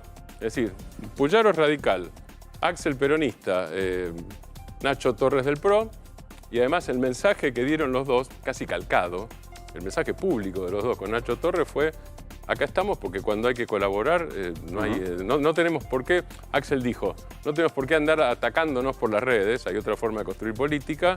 Y Nacho Torres dijo algo muy parecido, que es que cuando hace falta resultados concretos hay que colaborar. Y uno de los resultados concretos es una especie de Axel Automotores. Claro. Porque era patrulleros en Santa Fe, ambulancias en Chubut. Esa es la forma de cooperación. Ahora, Nacho Torres dio ayer un ejemplo. Dio el ejemplo de una señora, dice, no digo el nombre, pero dice hay una señora que vive en la meseta, en medio de la meseta patagónica, y tiene que hacer 200 kilómetros para llegar a dializarse una vez por semana. No tenía ambulancia. Ahora tiene ambulancia, no tiene que hacer más 200 kilómetros. Gracias, Martín. Gracias. Bueno, vamos a charlar con Hernán Lecher sobre algo que recién comentábamos con Carlos Herer. La capacidad, el uso de la capacidad instalada que hay en la Argentina, en la industria argentina, que refiere concretamente a si uno imaginariamente pudiera visitar un galpón de alguna fábrica, ¿cuántas de esas máquinas que están en ese galpón están en funcionamiento para producir? Esa sería una manera bastante llana de explicarlo, Hernán. Muy precisa, por cierto, incluye todo lo que denominamos como fierros y que básicamente se plasman. Es las máquinas que están funcionando, no están funcionando. Quiero decir que no es que lo dijo Heller y lo armamos en 2 minutos, ¿no? Teníamos preparado, porque es un dato importante del momento económico y productivo de la Argentina de estas horas. A ver, ¿qué estamos viendo? Fíjate el dato. Esta es la evolución del uso de la capacidad instalada, las máquinas funcionando, en los marzos de cada uno de los años. Fíjate, desde el 16 hasta el 24, ¿no? Fíjate en el nivel que estás. Es prácticamente igual que el marzo de la pandemia. Sí. 52 orilla, bueno, acá estamos en 53% del uso de la capacidad instalada. Dicho en buen criollo, la mitad de las máquinas las tenés paradas. Y tenés un parate que solamente es equiparable a lo que te pasó en pandemia. Y es equiparable a lo que te pasó en pandemia. Fíjate que en el medio, no sé, 2019 fue un año malo, entonces tenés un guarismo malo, pero esto es lo que decía Heller hace un ratito. Fíjate cómo había llegado prácticamente al 70%. Si vos me preguntás, ¿hay alguien que llega al 100% de algún país? No, al 100% no, porque siempre hay diferencias, digamos, en la capacidad de una, dentro de un sector, de lo que puede producir uno y lo agarra el otro. Claro. Con lo cual, en general en la Argentina, si estás arriba del 80, estás en niveles muy elevados. Bueno, acá llegaste a casi al 70 en el marzo del 23. Se desplomó. Y esto es lo que decía Heller respecto de, es muy difícil sostener que hay una recuperación en B hablando de estos niveles. Cierto, no está abril, mayo todavía estamos lejos de que se conozca, ¿no? A ver, eso también tiene una diferencia de empleo. Te está diciendo cuánta empleabilidad tiene la Argentina si vos tenés ese... Sí y no. A ver. Depende y lo vamos a ver en la placa siguiente. Dale. ¿Por qué? Básicamente esto es, estás usando la mitad de tus máquinas. Sí. Ahora, si vos sos un sector que, no sé, el sector agropecuario, que no es tan demandante de trabajadores, bueno, quizás ahí, o en algún sector muy tecnológico, ahí tal vez no es tan importante una menor capacidad instalada, o no se refleja, perdón, no digo no es tan importante, sino no se refleja en la cantidad de trabajadores. Pero estamos hablando de sectores industriales, con lo cual acá sí te pega fuerte, Los números no nos ayudan mucho, pero el sector Mira, Esto es lo mismo, pero depende del sector industrial. Esto es cada uno de los sectores y si vos ves un poquitito, agudizás la vista, vas a ver 2 bastones por cada una de las líneas. Sí. En realidad, te lo digo groseramente, el más largo es el año pasado y el más corto es este año. En la comparación interanual. Sí, te podría decir celeste y azul, pero en realidad es insignificante porque todos los de este año están por debajo del año pasado. Sí. Así que es muy fácil de detectar esta cuestión. Metal, mecánica sin automotriz. Uno de los rubros que más ha impactado la recesión. Está en el orden del 30%. ¿Se entiende? El promedio 50, 54. Sí. Ahora, ese sector está en el 30%. De la capacidad instalada. Parado. Está usando 3 de 10 máquinas. ¿De qué estamos hablando? Línea Blanca, claro, por ejemplo, ¿no? Que tiene una crisis fenomenal y que se ve reflejada. Imagínate justamente en esta cuestión. Máquinas agrícolas también tenés ahí, que también tienen una retracción del orden del 50%. Sí. En Línea Blanca tenés un 43% de producción o de menor producción respecto del año pasado. Con lo cual ahí tenés un impacto significativo. Fíjate que los recortes son importantes. El otro rubro que tiene una caída muy significativa es industrias vinculadas a los metales básicos, que la tenemos básicamente en esta, acá. También, si vos te fijas, está aproximadamente en 40%, pero es una caída, estaba en 73% el año pasado. Claro. ¿Se entiende? Está en la El problema que tenías ahí era buena actividad, salarios que no terminaban de alcanzar. Hoy lo que tenés es la mitad de actividad y ya discutís empleo, ya no discutís salario. Discutís empleo y salario un 20% menos. Claro. Con lo cual es una caída importante. Acá tenés empresas grandes. Bien. Acá tenés empresas grandes. Tenés a Sindar, tenés Techin y demás. Asindar tiene un conflicto muy importante, básicamente reflejado en esta. Próxima placa. Finalmente, te cuento, esto es un resumen de lo que denominamos como indicadores tempranos de actividad. Sí. Porque ahí veíamos, bueno, uso de la capacidad instalada está flojita, pero ¿hay algún otro indicador? Un poco en sintonía con lo que vos mencionabas. ¿Cómo viene la cosa? Febrero, marzo y abril. Patentamiento de motos, se redujo la caída, pero sigue teniendo guarismos negativos, como patentamiento de autos. Hubo una recuperación en el mes de marzo de la producción, aunque la caída de todas formas es significativa, 21%. Sí. ¿Bien? Esto es interanual. Esto es interanual. Si vos tuviste en febrero un 13,7% menos de patentamiento de motos, marzo menos 43%, abril menos 4%. ¿Esto quiere decir que se va recuperando? En parte podría ser, ojo, porque la producción está acá en realidad. ¿Bien? Está bien. Eso es, patentamiento es más bien venta. Sí. Si querés, lo que podés ver ahí es que hubo más ventas. En principio uno podría inferir eso. Habría que ver el abril del año pasado. Claro. Porque como es interanual, te podés comer un engaño en esa cuestión. Ahora, pero es todo rojo. Lo primero que noto es que esto está todo rojo. Y rojo no es bueno. No, y es más, es rojo intenso, porque podíamos poner un rojito más suavecito en algunos casos y en ninguno te diría que está en rojo suave. Fíjate el índice Construya, actividad. ¿Qué es el índice Construya? Productos de cemento, todo lo que tiene que ver con la construcción. Menos 33%. Despacho de cemento, menos 35%. La producción industrial PYME todavía no se publicó. Ventas minoristas de PYME todavía siguen una caída significativa, 37%. Préstamos al sector privado no se recupera. Yo cuando me dicen, no, porque ahora hay crédito. Mirá, ¿dónde? ¿Qué crédito? Si nadie toma un crédito porque no vende nada. Bueno, contribuciones patronales sigue cayendo, impuestos a los créditos débitos, que esto es un poco la actividad económica, ¿no? Como el IVA.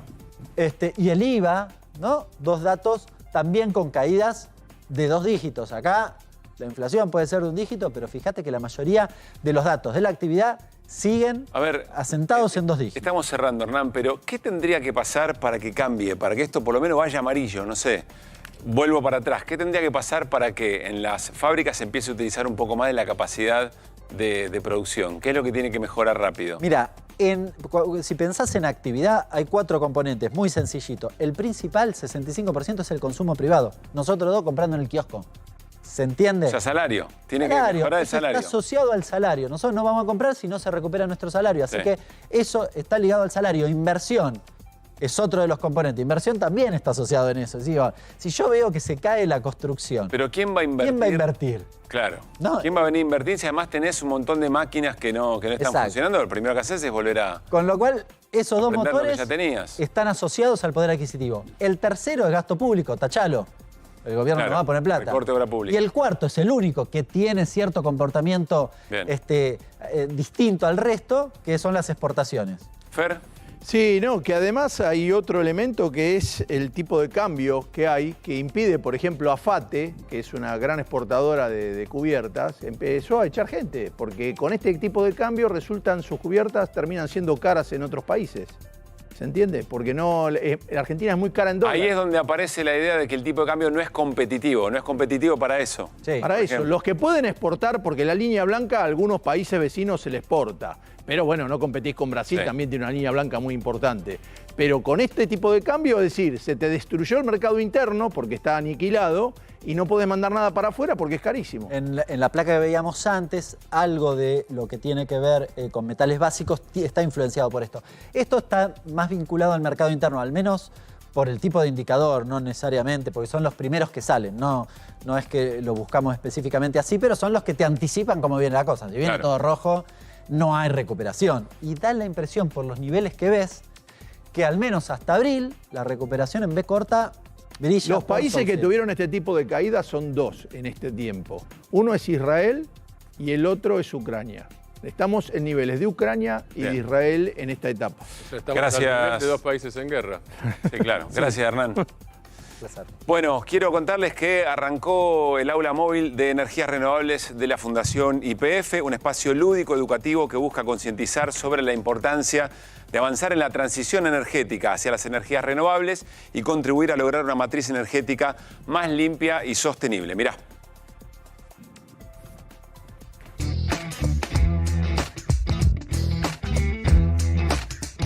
En QR, el gobierno envió al Congreso un proyecto, y cito textual, para promover y facilitar el acceso legal y legítimo a la tenencia de armas de fuego. Hay un tuit del Ministerio de Seguridad que le vamos a compartir, en realidad un mensaje, un comunicado del Ministerio de Seguridad, que aquí lo tenemos. A ver si lo podemos poner a pleno. Me quiero detener, en el principio es un poquito técnico. Pero dice, en Argentina hay más de 800 armas de fuego con tenencia irregular. Este gobierno tiene la convicción de promover y facilitar el acceso legal y legítimo a la tenencia de armas de fuego. En este marco, envía este proyecto. Tercer párrafo, se implementarán trámites ágiles y sencillos que favorezcan la registración para los usuarios irregulares y una prórroga en el Programa Nacional de Entrega Voluntaria.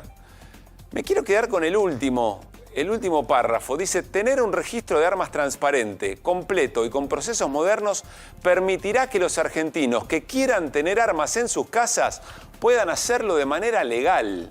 Acá hay una invitación, a mí me recuerda, ¿se acuerdan? Un comentario cuando Bullrich era ministra de Seguridad de Macri.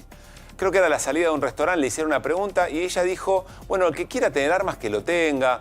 ¿Cuál es el problema eventualmente? Acá yo veo algo bastante peligroso, digamos, ¿no? En este punto. Quiere convertir en ley lo que dijo aquel día. Te digo más, hoy sacó una resolución el Ministerio de Seguridad ya adelantándose a esta cuestión para facilitar que la gente que tenga que renovar su credencial de legítimo usuario, ¿no? Que es lo que tenés que tener para poder usar el arma. Vos para eso tenés que pasar una prueba de que sabés manejar el arma, ¿no? Bueno, lo que dice es que si te presentás 90 días antes de que se te venza esa credencial que dura 5 años, lo podés hacer sin demostrar que sabés manejar el arma. No tenés que renovar esa... A ver, lo voy a plantear como cuando renovamos el registro de conducir. Claro. Vos vas a renovarlo y te hacen una prueba, a ver, che, más o menos cómo andás, de las cosas más básicas para saber que vas a ir a la calle a manejar. Claro, bueno, la vista, la audición. Exacto. Si te pasás demasiado tiempo, tenés que volver a hacer el examen eventualmente. Sí. Algún dibujito para saber si en qué día estás y si el árbol tiene las raíces bien, ¿no? A mí me bocharon por la vista, quiero decirlo. me lo dieron por poco tiempo. Piensen esto, pero con armas. Con armas, pero no te piden nada. O sea, si vos vas 90 días antes, no te van a pedir absolutamente nada. Perdona, mire, acá hay otra cosa, porque...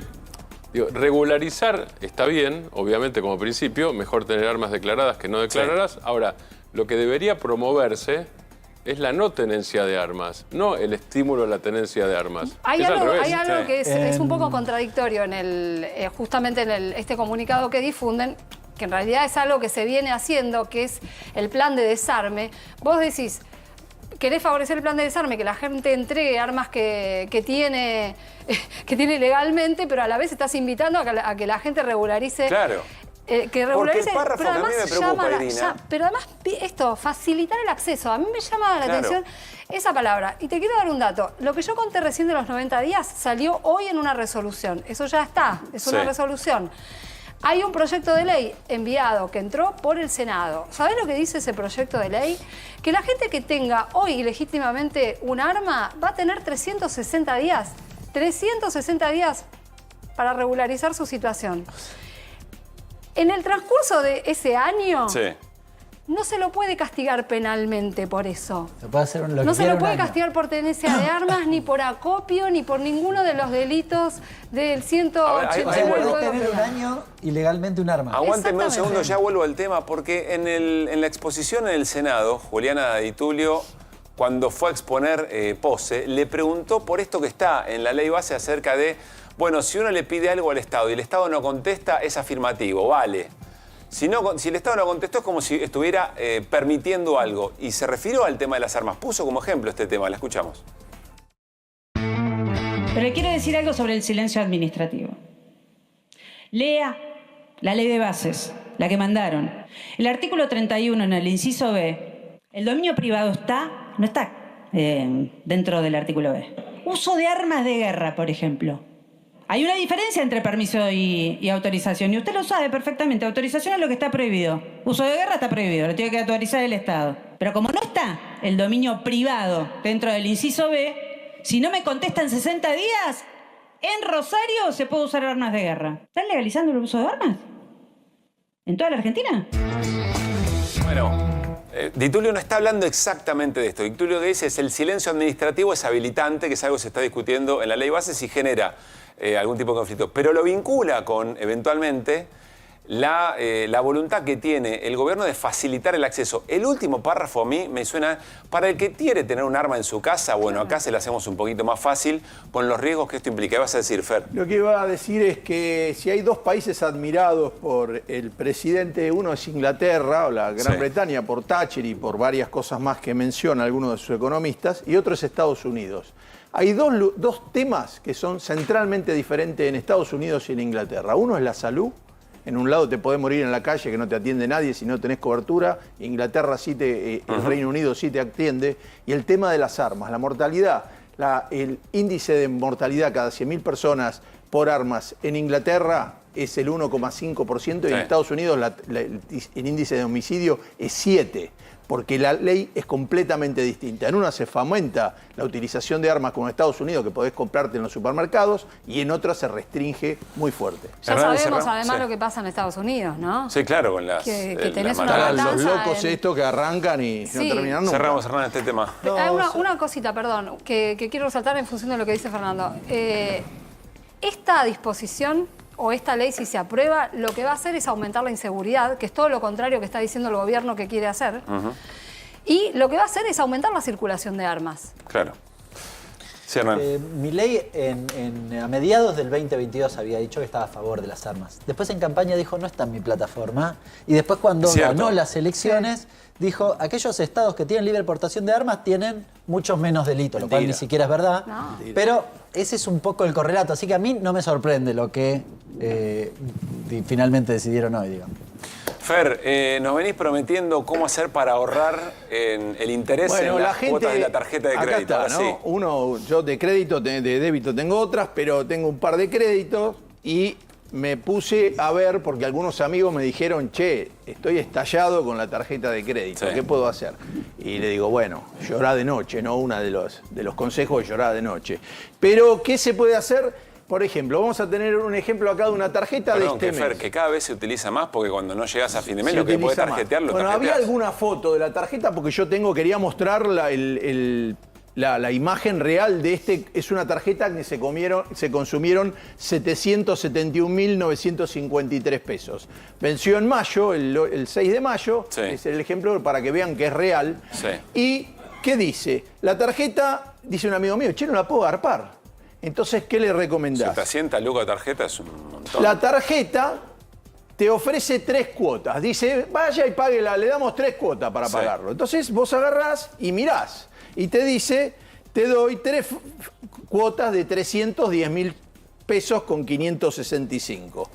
Esto te termina dando una cifra que son 931.000 pesos en 3 meses. Sí. Un interés inicial del 122% que se llega, viste que le ponen el IVA, que le ponen todo, terminás en 180%. Ahora, si vos vas en la misma tarjeta, esto yo lo hice con un Santander, lo probé, se lo busqué a mi amigo en un Santander Río. Si vos vas en el Banco Santander, buscas créditos, podés buscar un crédito de 3 cuotas. Los créditos de las tarjetas están más altos que con Massa. Bajó todo, el interés de todo, menos el interés de las tarjetas. Ahora lo vamos a ver. Entonces vos buscás adentro del Santander, buscás créditos. Te ofrecen un crédito personal. El crédito personal, que en la tarjeta son 3 cuotas de 310.000 pesos, en este caso pasa a 3 cuotas de 290.000 pesos. Terminás pagando 871.000 contra 931.000. Vos estás haciendo la comparación de lo que debes de la tarjeta, qué pasa si efectivamente tomás un crédito, los intereses no, pagás con ese crédito que te da el banco en el momento, pagás la tarjeta y te ahorraste en 3 meses 60.000 pesos. Pero es mucho más interesante. ¿Es un error de la Matrix o no, es lo no, que es que los créditos sí bajaron un poco. Es una tasa del 58 contra la tasa del 122 que te pone la tarjeta. Después también tiene lo que te digo, el IVA y todas estas cuestiones, terminan otra cifra. Ahora, si te vas a la de 12 cuotas, porque dice, che, no la puedo pagar tampoco, no tengo 300 lucas. Bueno, voy a cerrar la tarjeta, cierro la tarjeta y la pago en 12 cuotas.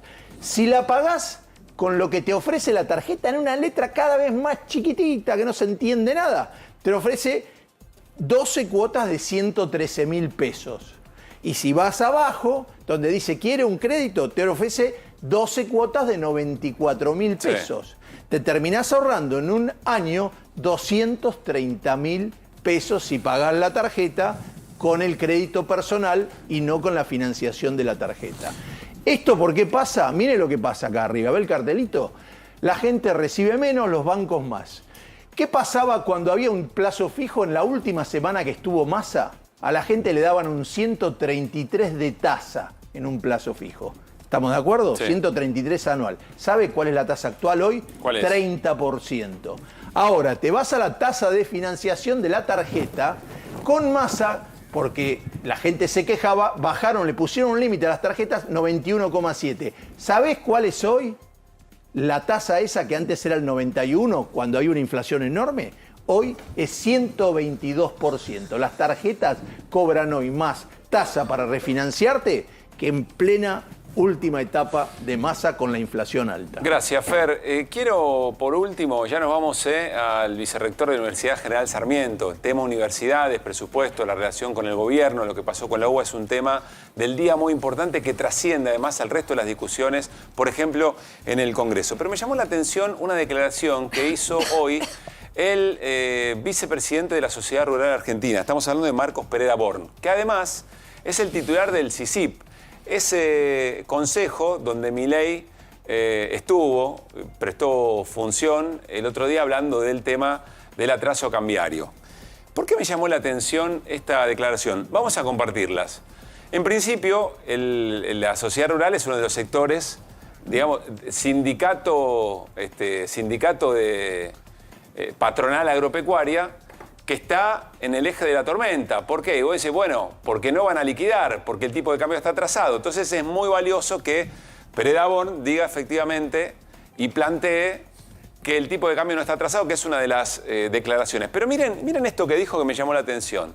Dice, fue un discurso el de Milei que si bien la verdad fue muy técnico y algunos no lo pudimos seguir, es decir, no tengo la menor idea de lo que dijo básicamente Milei, lo cierto es que quedaron algunos conceptos muy claros. Por ejemplo, esta vocación, como dijo él, inquebrantable de mantener el rumbo y de hacer las cosas sí o sí. Eso es importante para mí. ¿Qué es lo que está diciendo, a mi entender, mi interpretación, el vicepresidente de la Sociedad Rural? Dice, acá tenemos un presidente que no le importa lo que pase alrededor. Si se desmorona la actividad, si los jubilados ganan menos, si los trabajadores tienen menos en el bolsillo y no consumen, no le va a importar. Está enceguecido, es un dogmático, va para adelante a hacer lo que tiene que hacer, para beneficio, por supuesto, de la patronal agropecuaria, entre otras cosas. Es interesante, pero me dice, no entendí muy bien lo que dijo Milei, pero bueno, no importa, porque a mí lo que me importa es que va para adelante en cosas que a mí me importan, respetando mis intereses y no cambia. Pero miren, hay más. Estamos hablando de Pereda Borni, insisto, el vicepresidente de la Sociedad Rural y el titular del CICIP, este foro empresario donde estuvo Milei. Obviamente que los que menos tienen son los que menos tendrían que cargar con el ajuste. Obviamente, dice, pero, siempre hay un pero acá, ¿no? No, por supuesto que lo tiene que pagar la casta, pero hay que señalar cómo se venían haciendo las cosas anteriormente. El impuesto inflacionario estaba pésimamente repartido y fue generado por otros gobiernos. Acá retoma lo que dice Milei. Lo que nos pasa ahora no es culpa de lo que hizo Milei, es culpa de lo que venían haciendo los anteriores, que es un discurso, atención, que caló profundo en la sociedad. Ahora hay que corregir las cosas y de alguna manera entender la situación. Yo creo que se está repartiendo de la mejor forma que pueden. Si lo pudieran hacer mejor, sin dudas lo harían. ¿Qué es lo que está diciendo? Un sector muy importante del establishment, del poder económico, del poder real en la Argentina. Está diciendo, sí, ya nos damos cuenta que la casta tiene PAMI. Abrazo, Ariel, nuestro grafista. La casta tiene PAMI al final.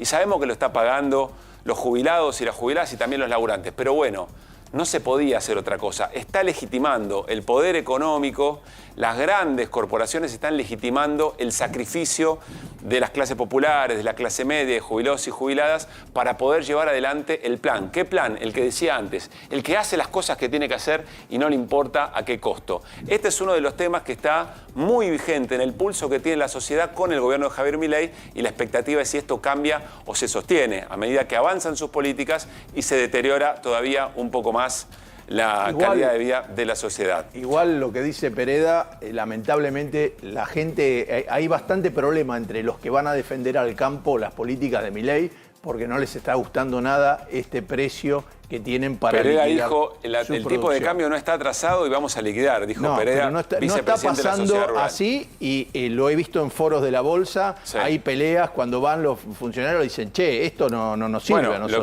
lo que dijo Gerard, ¿no? De lo que más se vende hoy por hoy y más se produce son las silobolsas. Bueno, el presidente Javier Milei ya está rumbo a España. ¿A dónde va Martín Granovsky? Va a demostrar que es el ultraderechista más ultraderechista del mundo. ¿Viste que existe Superman? Ahí está, mira, va al infinito y más allá. A consolidarse como el Super Milei. Mirá qué bien. Al infinito y más Está bueno allá. el ¿Qué traje, habrá ¿eh? más allá? Es una Está de bueno las el traje. preguntas. ¿Y cuál es el más allá? Claro, ¿cuál es el más allá ¿Cuál es el eventualmente? más allá? Atención que esto es algo que el propio Milei reconoce. Él quiere posicionarse como el mayor líder mundial del anarcocapitalismo. Lo Sí, dice él. Él dice anarcocapitalismo, yo digo ultraderecha y lo puedo decir técnicamente. Bien. Pero el más allá, yo lo interpreto como más allá de... Es más allá de Trump, candidato a la presidencia de Estados Unidos. Es más allá de Jair Bolsonaro, expresidente, y el bolsonarismo sigue siendo fuerte en Brasil, ultraderecha también. Más allá de Giorgia Meloni, primera ministra de Italia. Claro. Más allá de Víctor Orbán, primer ministro de Hungría. Y más allá del señor Abascal, el chaval Abascal, que es a quien va a ver en España. No va a ver a Pedro Sánchez, porque Pedro Sánchez, diría él, es un zurdo. ¿No es cierto? Un socialdemócrata, un socialista, un colectivista, es el primer ministro de España. ¿Sabés qué lugar ocupa España en las inversiones argentinas? Digo, Milei habla de inversiones y ayer en el CICIP les habló a los héroes, como dijo él, a los empresarios. Primer inversor, Estados Unidos. Segundo inversor en la Argentina, España. No va a verlo a Pedro Sánchez, que es el presidente del gobierno ahí está Abascal.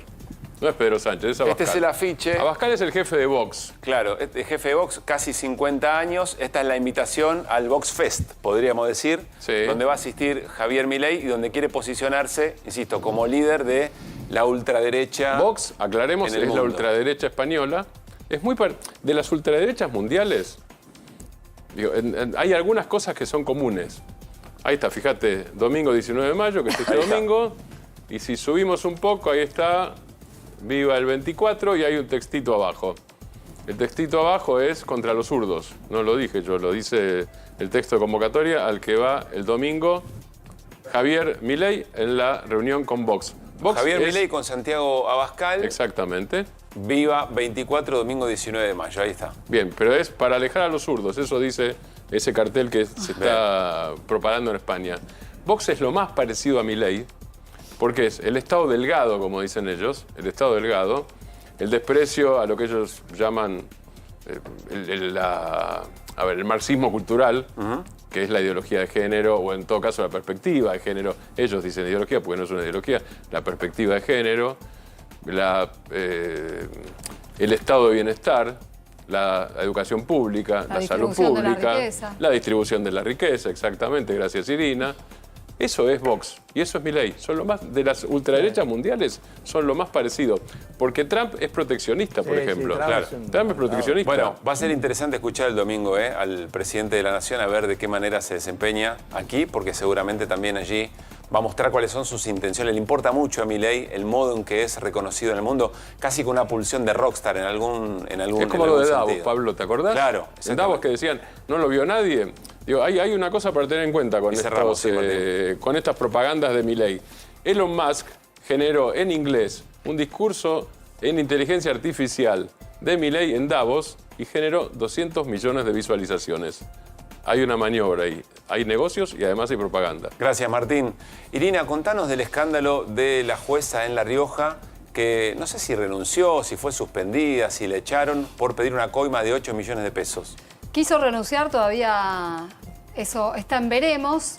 Esta jueza de Cámara, que lleva como 30 años en el Poder Judicial riojano, la jueza Abate, Marta Abate, de Masichelli. Bueno, esta jueza de la Cámara Civil y Comercial, la captaron, bueno, la agarraron infraganti con una cámara oculta pidiendo una coima de 8 millones de pesos. Resulta que hay una comerciante de La Rioja, una mujer que se llama Manuela Saavedra, que tenía un juicio, estaba a cargo en realidad de tramitar la herencia de un tío que le había dejado a sus sobrinos y solamente a una hermana, y veía que pasaba el tiempo y no se resolvía el caso, no se resolvía. Bueno, las va a ver a esta jueza porque el caso estaba en la Cámara. Y la jueza le empieza a dar vueltas, que conocía al tío, que bueno, y que iba a tratar de hacerle, como conocía al tío, iba a tratar de agilizarle el trámite, ¿no? O sea, el tiempo en el que se mueve un trámite para la jueza tenía un precio. Bueno, que eran 8 millones de pesos. Se lo dijo explícitamente. Se lo dijo explícitamente, que eso costaba plata. Se lo dijo en una primera reunión y en una segunda reunión directamente le escribió en un papelito lo que quería. Y le dijo que eran los mismos honorarios de los abogados. Y le decía, acá los abogados no trabajaron, ¿no? Bueno, esta mujer le decía, yo no tengo plata para pagar eso. Trataba de seguirle el juego de alguna manera, pero decía, yo no tengo plata para pagar eso. Bueno, usted haga lo que quiera. Le dice, no, nadie le va a poner un revólver en el pecho, le dijo la jueza. A ver, tenemos el tape, tenemos el momento en que esto ocurría. Lo compartimos. La verdad que no la entiendo. ¿Cómo es 8? ¿Hablamos de cuánto? De esto. 8 millones. Lo que ellos sacaron. Usted quiere 5 millones. Nada. Oh, pero un montón. No sé si... Mira. A la abogada cuando venga, no le voy a asegurar lo que se le asegurar a los otros. Porque se llevan 8. No, 8 millones. Eso se lleva. ¿Cuánto crees que podés? Terrible, ¿eh? Que haya el tarifario para ver cómo evoluciona una causa, en qué tiempos, y vaya uno a saber qué más. Un montón de estas cosas nos las imaginamos, verlas claro, así es esto está como en el imaginario popular, pero claro, seguramente la mayoría de los casos no los conocemos. Bien. Situación de esta jueza. Hasta hoy a la mañana era la vicepresidenta de la Asociación de Mujeres Jueces. Hasta ayer, sí. Hasta ayer, además, bueno, era camarista, ¿no? Está separada del cargo, suspendida preventivamente, no puede cobrar sus haberes. Ella pidió renunciar, mandaron esto que lo decía la Cámara de Diputados de la provincia de La Rioja, lo va a hacer mañana en una sesión a las 18:30 y en caso de que se la rechacen, y de todas maneras esto va a ir a parar al Consejo de la Magistratura y va a tener que enfrentar un proceso de destitución. La Asociación de Mujeres Juezas la corrió del cargo, ella no es la vicepresidenta, por eso dije hasta hoy a las 8 de la mañana. Bien. Bueno, una historia real. Y la seguimos, Irina, ¿eh? Muy buen trabajo, además, lo publicaste, creo que es una de las noticias más importantes de página en este momento. Bueno, me voy al living, al encuentro, y por un tema muy importante de Germán Pinazo, es el vicerrector de la Universidad General de General Sarmiento. ¿Cómo te va? Gracias por estar acá. No, gracias a ustedes, un gusto. Bueno, me gustaría compartir con vos, antes de que arranquemos la charla, con lo que hoy nos contaba más temprano Víctor Moríñigo, que es el presidente del Consejo Interuniversitario Nacional. Insisto, recordamos rápidamente, el gobierno le dio un aumento presupuestario de casi el 300% a la Universidad de Buenos Aires, que era parte del reclamo de todas las universidades nacionales respecto de, en este caso, de los costos operativos. Miren con qué enojo Víctor Moríñigo, hoy, insisto, el presidente de todos los rectores, de lo que nuclea a todos los rectores nacionales en la Argentina, esto decía. Acaba de inaugurar una situación feliz, que es que el gobierno que venía a cambiar la forma ha inaugurado los ATNs de la educación. Entonces, para los amigos hay, para los otros no. Y como yo le digo a los chicos del interior de la provincia de San Luis, que nosotros no estamos agraciados o no le caemos bien al gobierno. O los senadores, incluso del mismo gobierno, no han conseguido lo que consiguieron otros. Si a mí me hubieran llamado para darme el 500% para la Universidad de San Luis, yo le hubiera dicho que no.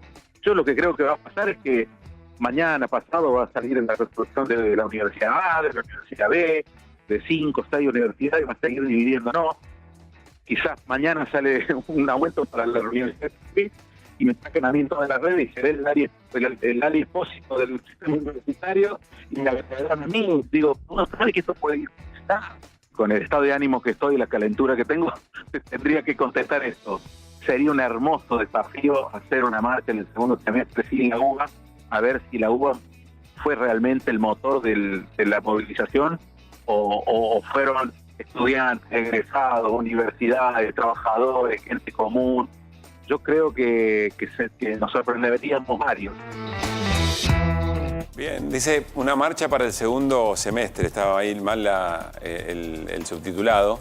Y dice, si a mí me hubieran ofrecido, lo repito porque aparecía medio con dificultad para ser escuchado, si a mí me hubieran ofrecido el 500% del aumento presupuestario para mi universidad, rector de la Universidad de San Luis, yo no lo hubiera aceptado porque estoy representando, estamos en una negociación en un frente muy importante que generó la marcha del 23 de abril. ¿Cómo recibieron en General Sarmiento esta noticia, Germán? No lo había escuchado, no había escuchado esta declaración. La verdad que comparto, al principio fue muy choqueante, también una sensación, fue una noticia me parece un poco violenta. A mí me gustaría quedarme ahora pasadas unas horas... ¿Violento en qué sentido? Y por lo que estaba diciendo el rector, digamos, acá hay un problema del sistema universitario de conjunto que de alguna manera el gobierno reconoce cuando le reconoce a la Universidad de Buenos Aires un aumento de 270% de la cuota de gasto de funcionamiento. Introduzco, nosotros tuvimos solo un 70% de aumento en esa cuota que sirve para pagar todo lo que no es salarios entre enero del 23 y abril del 24. Si nosotros hacemos abril del 24, abril del 23, lo que todo el sistema universitario tiene para pagar todo lo que no es salarios es un 40% de lo que teníamos el año anterior.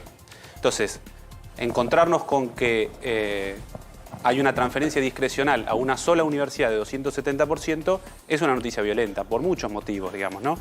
Pero yo quisiera quedarme, y ahora voy sobre por qué me parece que fue muy violento, quisiera quedarme con varias cosas una vez pasado el enojo, que es, hay un reconocimiento, efectivamente, de que los gastos de funcionamiento están atrasadísimos. Claro, y en esa magnitud además, por un aumento del 300%. Y lo que pone en evidencia también, que lo dijo Moríñigo anteriormente, es que todo lo que decía el gobierno en relación a las transferencias discrecionales, que ellos estaban en contra de las castas, de la mala política, de la vieja política, era falso, porque agarraron y le transfirieron discrecionalmente a una sola universidad en una negociación cerrada, sin pasar por ningún lugar.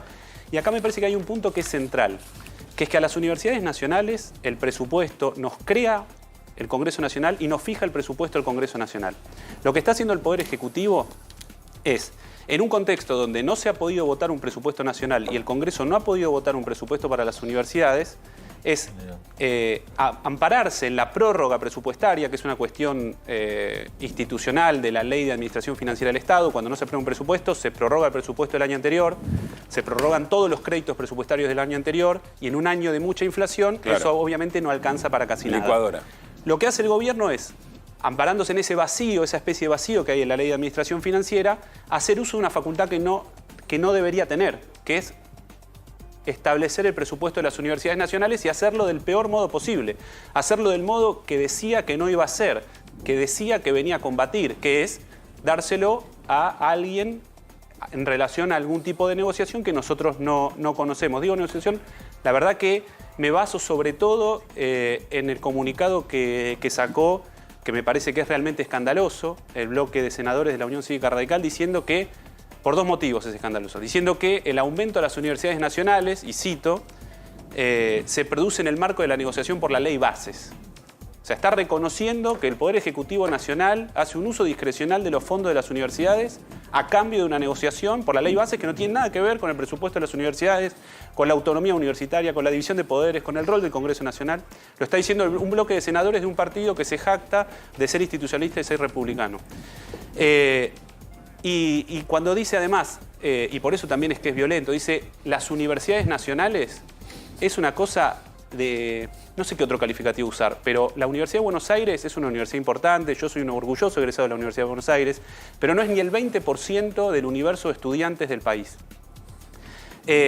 Las universidades nacionales cubren un territorio que es 4 veces la Ciudad Autónoma de Buenos Aires y la Universidad de Buenos Aires es solo el 20% o menos del estudiantado. Entonces, el país no es solo la Ciudad de Buenos Aires y el sistema universitario no es solo la Universidad de Buenos Aires. Entonces, lo que pasó, y ahí me parece que vuelve a producir el enojo, digamos, es una situación muy violenta porque se está pasando por encima del Congreso. El día anterior se estaba discutiendo en la Cámara de Diputados distintos proyectos para el financiamiento de las universidades. Estaba el secretario de Educación. Nosotros hemos visto en el Consejo Interuniversitario Nacional a funcionarios diciéndonos que venían a terminar con la vieja política.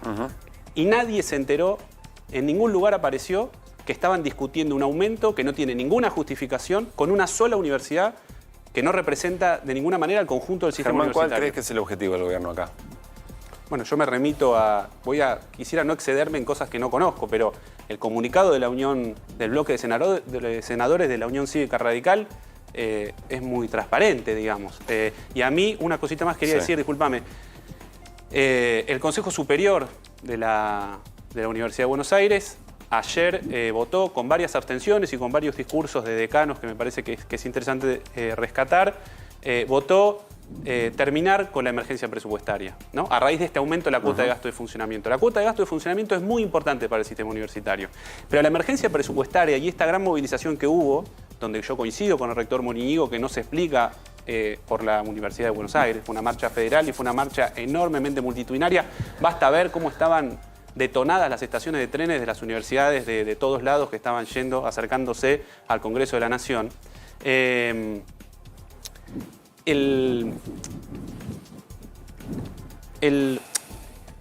Este aumento de la cuota de gasto de funcionamiento... no resuelve para nada todo lo que tiene que ver con salarios. La emergencia presupuestaria, discúlpame. Sí. La emergencia presupuestaria no es solo cuota de gasto de funcionamiento. Hay una pérdida de poder adquisitivo de los trabajadores docentes y no docentes que es inédita en la historia del sistema universitario. En 4 o 5 meses los trabajadores perdieron alrededor del 40% del poder adquisitivo, sin contar los trabajadores que están por debajo de la garantía salarial.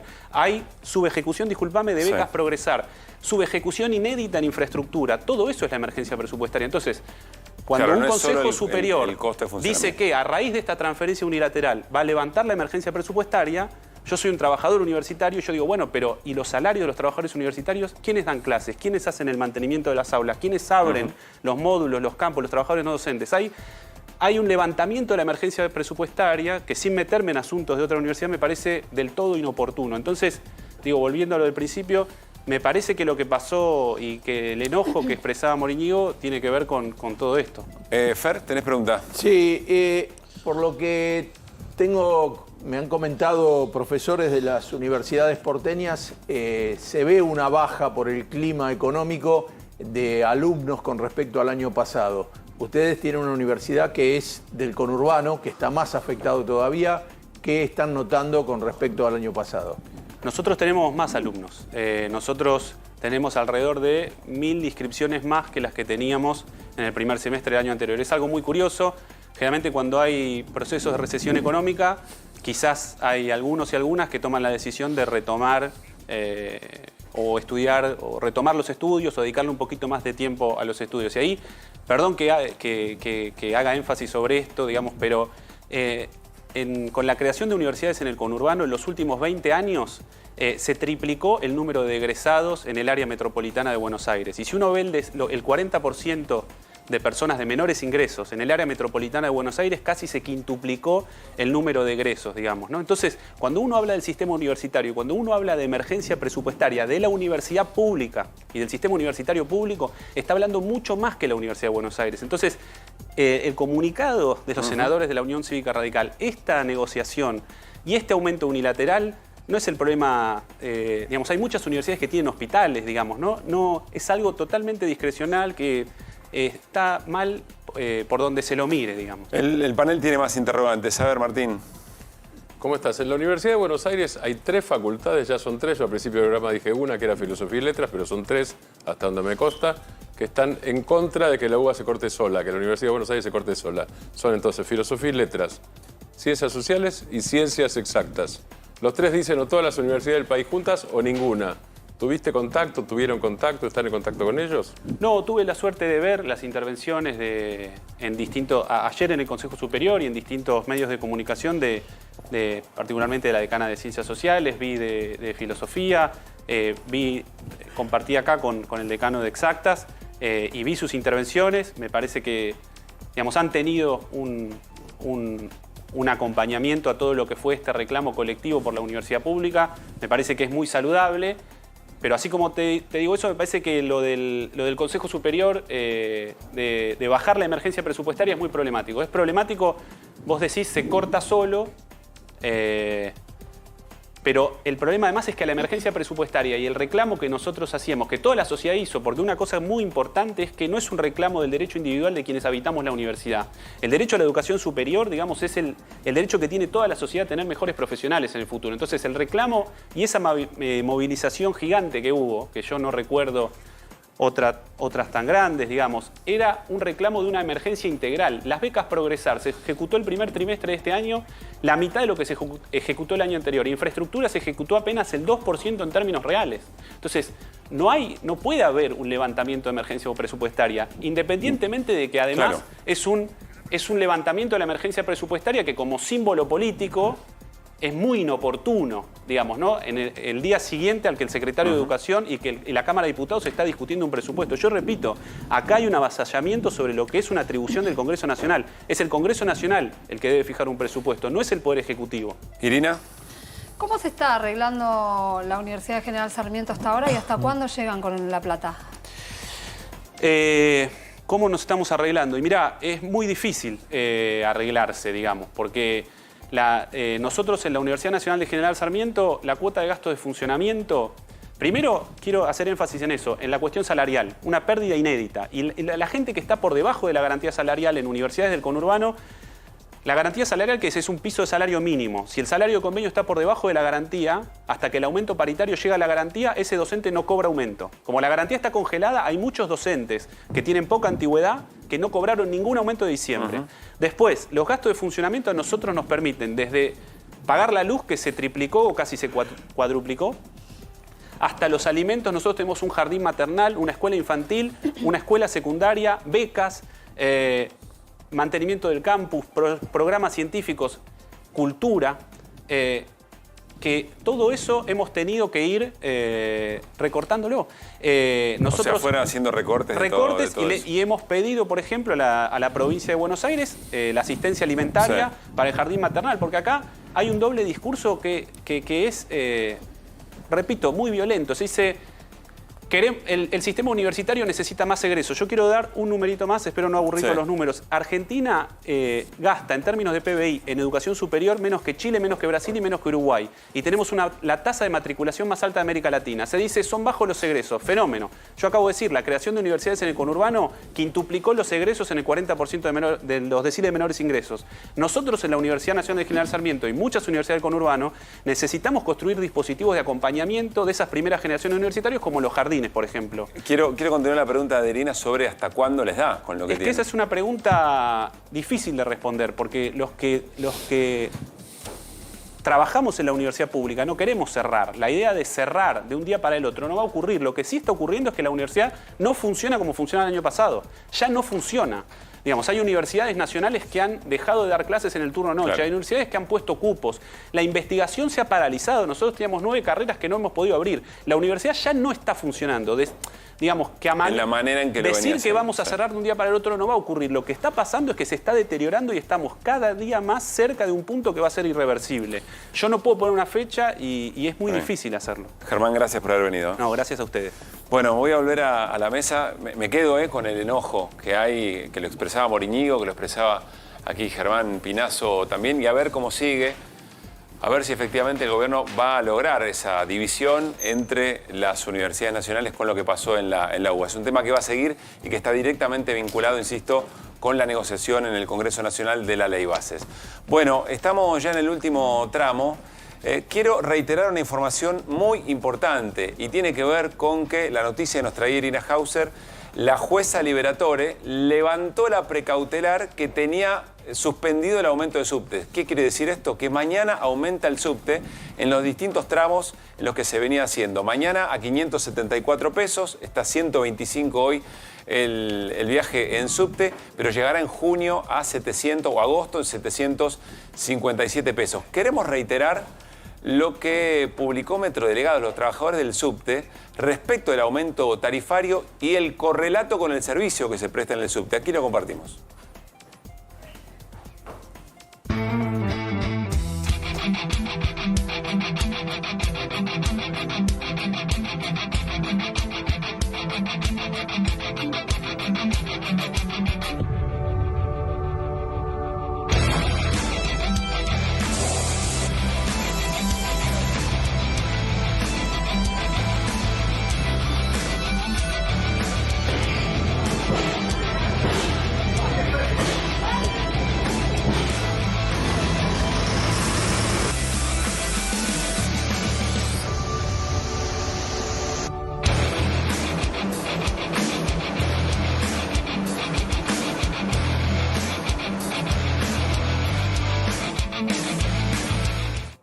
Bien, allí compartíamos, insisto, lo que va a salir la tarifa y la relación con el servicio que tiene, más allá del servicio que dé, si se puede pagar o no.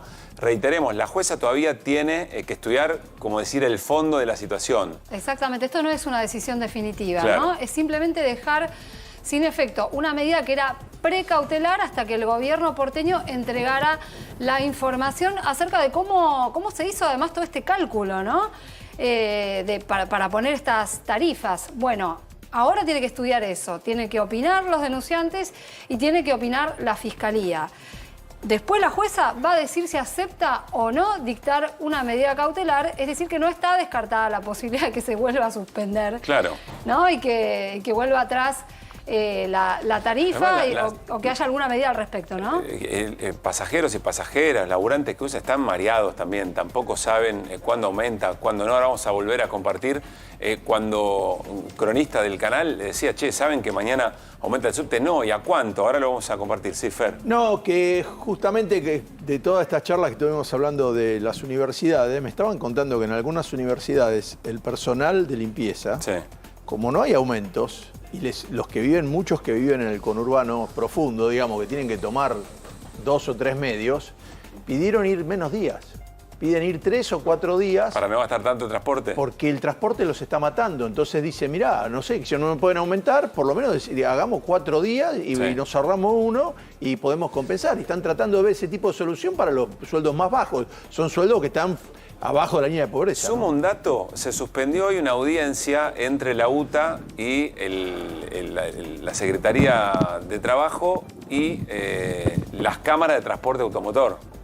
¿Se acuerdan? Está el conflicto latente por los colectivos en el área metropolitana. Se ¿Eso suspendió afecta al porque no Clio? había nada por ofrecer. Con lo ¿Afecta cual, al de Clio? vuelta hay un riesgo concreto de que no haya colectivos muy pronto. Perdón, Martín. ¿Afecta al Clio eso? Bueno, ¿Sabes no a sé, dónde va Axel creo mañana? que no. Noticia de recién. Sí. Rosario. Sí. Acto con Puyaro, mañana viernes, Kicillof, Maximiliano Puyaro en Rosario. Mañana un acto, Kicillof, Puyaro, Rosario. Sí, noticia bueno, de recién. interesante, ¿eh? Es lo que vos decías antes del Clio Federal cuando lo presentamos. El Clio Federal. ¿Se Ahí reúne está. con el peronismo o no? ¿Con el peronismo santafesino? Sí. No lo sé. Bueno, buen dato el que trae Martín. A ver, le preguntó cronista de A24 a quienes están esperando el colectivo. Hace un rato nada más, cuando se supo que mañana se hace efectivo el aumento del costo del pasaje en subte. Miren lo que decía.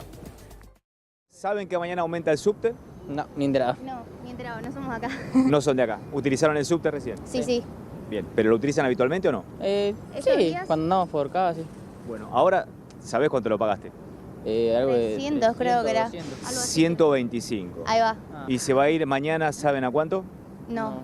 574. Ah, tranqui. Bueno, por suerte no volvemos, no vamos a zona sur. No vamos para zona sur, así que... 574, 650 a partir del 1 de junio y 757 en un tercer tramo, entre julio y agosto. ¿Qué les parece? Nada, hay que laburar y seguir adelante. Totalmente inmoral. Inmoral y bueno, dejan claro también el proyecto que quiere proponer este gobierno con respecto al transporte público. ¿A vos te da para pagarlo o no? ¿O vas a decidir, por ejemplo, en el colectivo ahora que es más barato? No, a mí no me da para pagarlo. Yo no, pero más allá de mí, estoy pensando en la gente que sí o sí tiene que tomarse un subte, o que se les facilita más, o que tiene que ir a Ciudad Universitaria, o que tiene que ir al trabajo y necesita sí o sí tomarse un subte. Y lo importante es eso, saber que le están cortando la libertad a mucha gente por ir a trabajar, a estudiar, y que le complica el mango porque la ciudad ahora está consumiendo muchísimo, y que no se puede. Yo en mi caso no voy a poder pagarlo. Nosotros vivimos en la provincia. Viajamos todos los días y la verdad que se va a hacer cuesta arriba poder remontar porque los sueldos no suben. En un par de meses usted va a tener que pagar 757. Sí, exactamente es lo que me estoy informando ahora. Pensábamos que esto se iba a frenar, pero bueno, parece que no.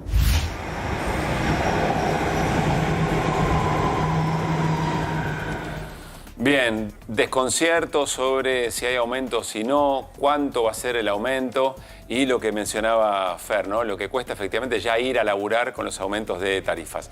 Lo último que queríamos compartir y no queríamos dejar pasar, porque tiene que ver también de qué manera la oposición está jugando su propia interna y no para, digamos, de hacerla más profunda. Ayer Juan Grabois estuvo en otro canal de noticias con Ramiro Marra. Hubo una discusión, en un momento Juan Grabois sugirió que el peronismo había colaborado con el armado de las listas de La Libertad Avanza. Muy fuerte salió un sector del peronismo y sobre todo el Frente Renovador. Diego Giuliano, el presidente del Frente Renovador, dijo otra vez con Massa Grabois, después que te cuadruplicó en las PASO dijiste que lo apoyabas. ¿Era verdad antes o ahora? No somos iguales, eso es verdad. Da la sensación que la oposición no para, ¿no? En agrietarse, en dividirse, y es una vuelta de la que no puede terminar de salir. Insisto, esto apareció en una discusión entre Grabois y Marra, en una discusión por todo lo que está ocurriendo ahora, y terminó en ese detalle. Muy fuerte reacción del peronismo respecto de este tema. Bueno, nos estamos yendo, ya llega Babi, basta Babi en la continuidad de A24. Nos vamos como vinimos, el resumen de voces de la jornada de hoy y nos reencontramos mañana a las 9. Chau. Dala fuerte la mano, como un hombre. Fuerte, así blandita es de Garca. Es de Garca. Por lo menos le roba a los pobres. Es de Garca. Sí, por lo menos le roba yo no le robo tampoco. Por lo menos le roba a los Eso pobres. es de Garca. No son todos delincuentes los que están en la calle, pero tampoco en la ingenuidad de pensar que no le hacen mal a nadie. La gran mayoría de estas personas no elige vivir en la calle, pero algunos sí. Como decimos nosotros acá, las negras juegan. Sí. Entonces la oposición quiere que te vaya bien, no, quiere que te vaya mal. Que lo que vos escuchás del RIE es parte de querer desvirtuar algo que saben que es muy bueno. Vos tenés el recinto y atrás está el salón azul, que vos no lo ves porque hay cortinas, sí. No ves que hay del otro lado. Había 70 personas, 70, que escuchaban las preguntas que le hacían los senadores, le imprimían la respuesta. La señora iba corriendo, volvía con la pregunta impresa y abrochaba la respuesta. Entonces vos tenías a Pose que leía la respuesta en un tono todo así. Cuando se dice que quienes se jubilaron por moratoria no aportaron, paren un poquito, no aportaron en efectivo, hermana. ¿Sabe qué? Aportaron su vida. Si el peronismo no tiene las pelotas para prepararse para dar una batalla en noviembre, no sé cuándo será el momento, el peronismo contra la cámpora está terminado. Para nosotros es un modelo que atenta contra la propia democracia y por tanto esa exhibición de la ultraderecha de nuestro país de la mano de Milei es precisamente lo que nosotros vamos a combatir. ¿Y usted cree que va a tener que recortar su plantel de trabajadores? No, o sea, recortar no es nada. El miedo es tener que cerrar también, porque es imposible competir con los productos que vienen de los países asiáticos. Creemos que el diálogo siempre es importante en la República Argentina. Creemos que debemos sentarnos y escucharnos, por lo cual vamos a participar del diálogo y del debate del Pacto de Mayo. Seguramente hay algunas hijas, hijos de puta que lucraban con la comida, pero la mayoría podía ser comedor abierto y la gente comiendo como los ves ahora. Como verán, estamos haciendo un ajuste de 15 puntos del PBI. ¿Imposible? Nada.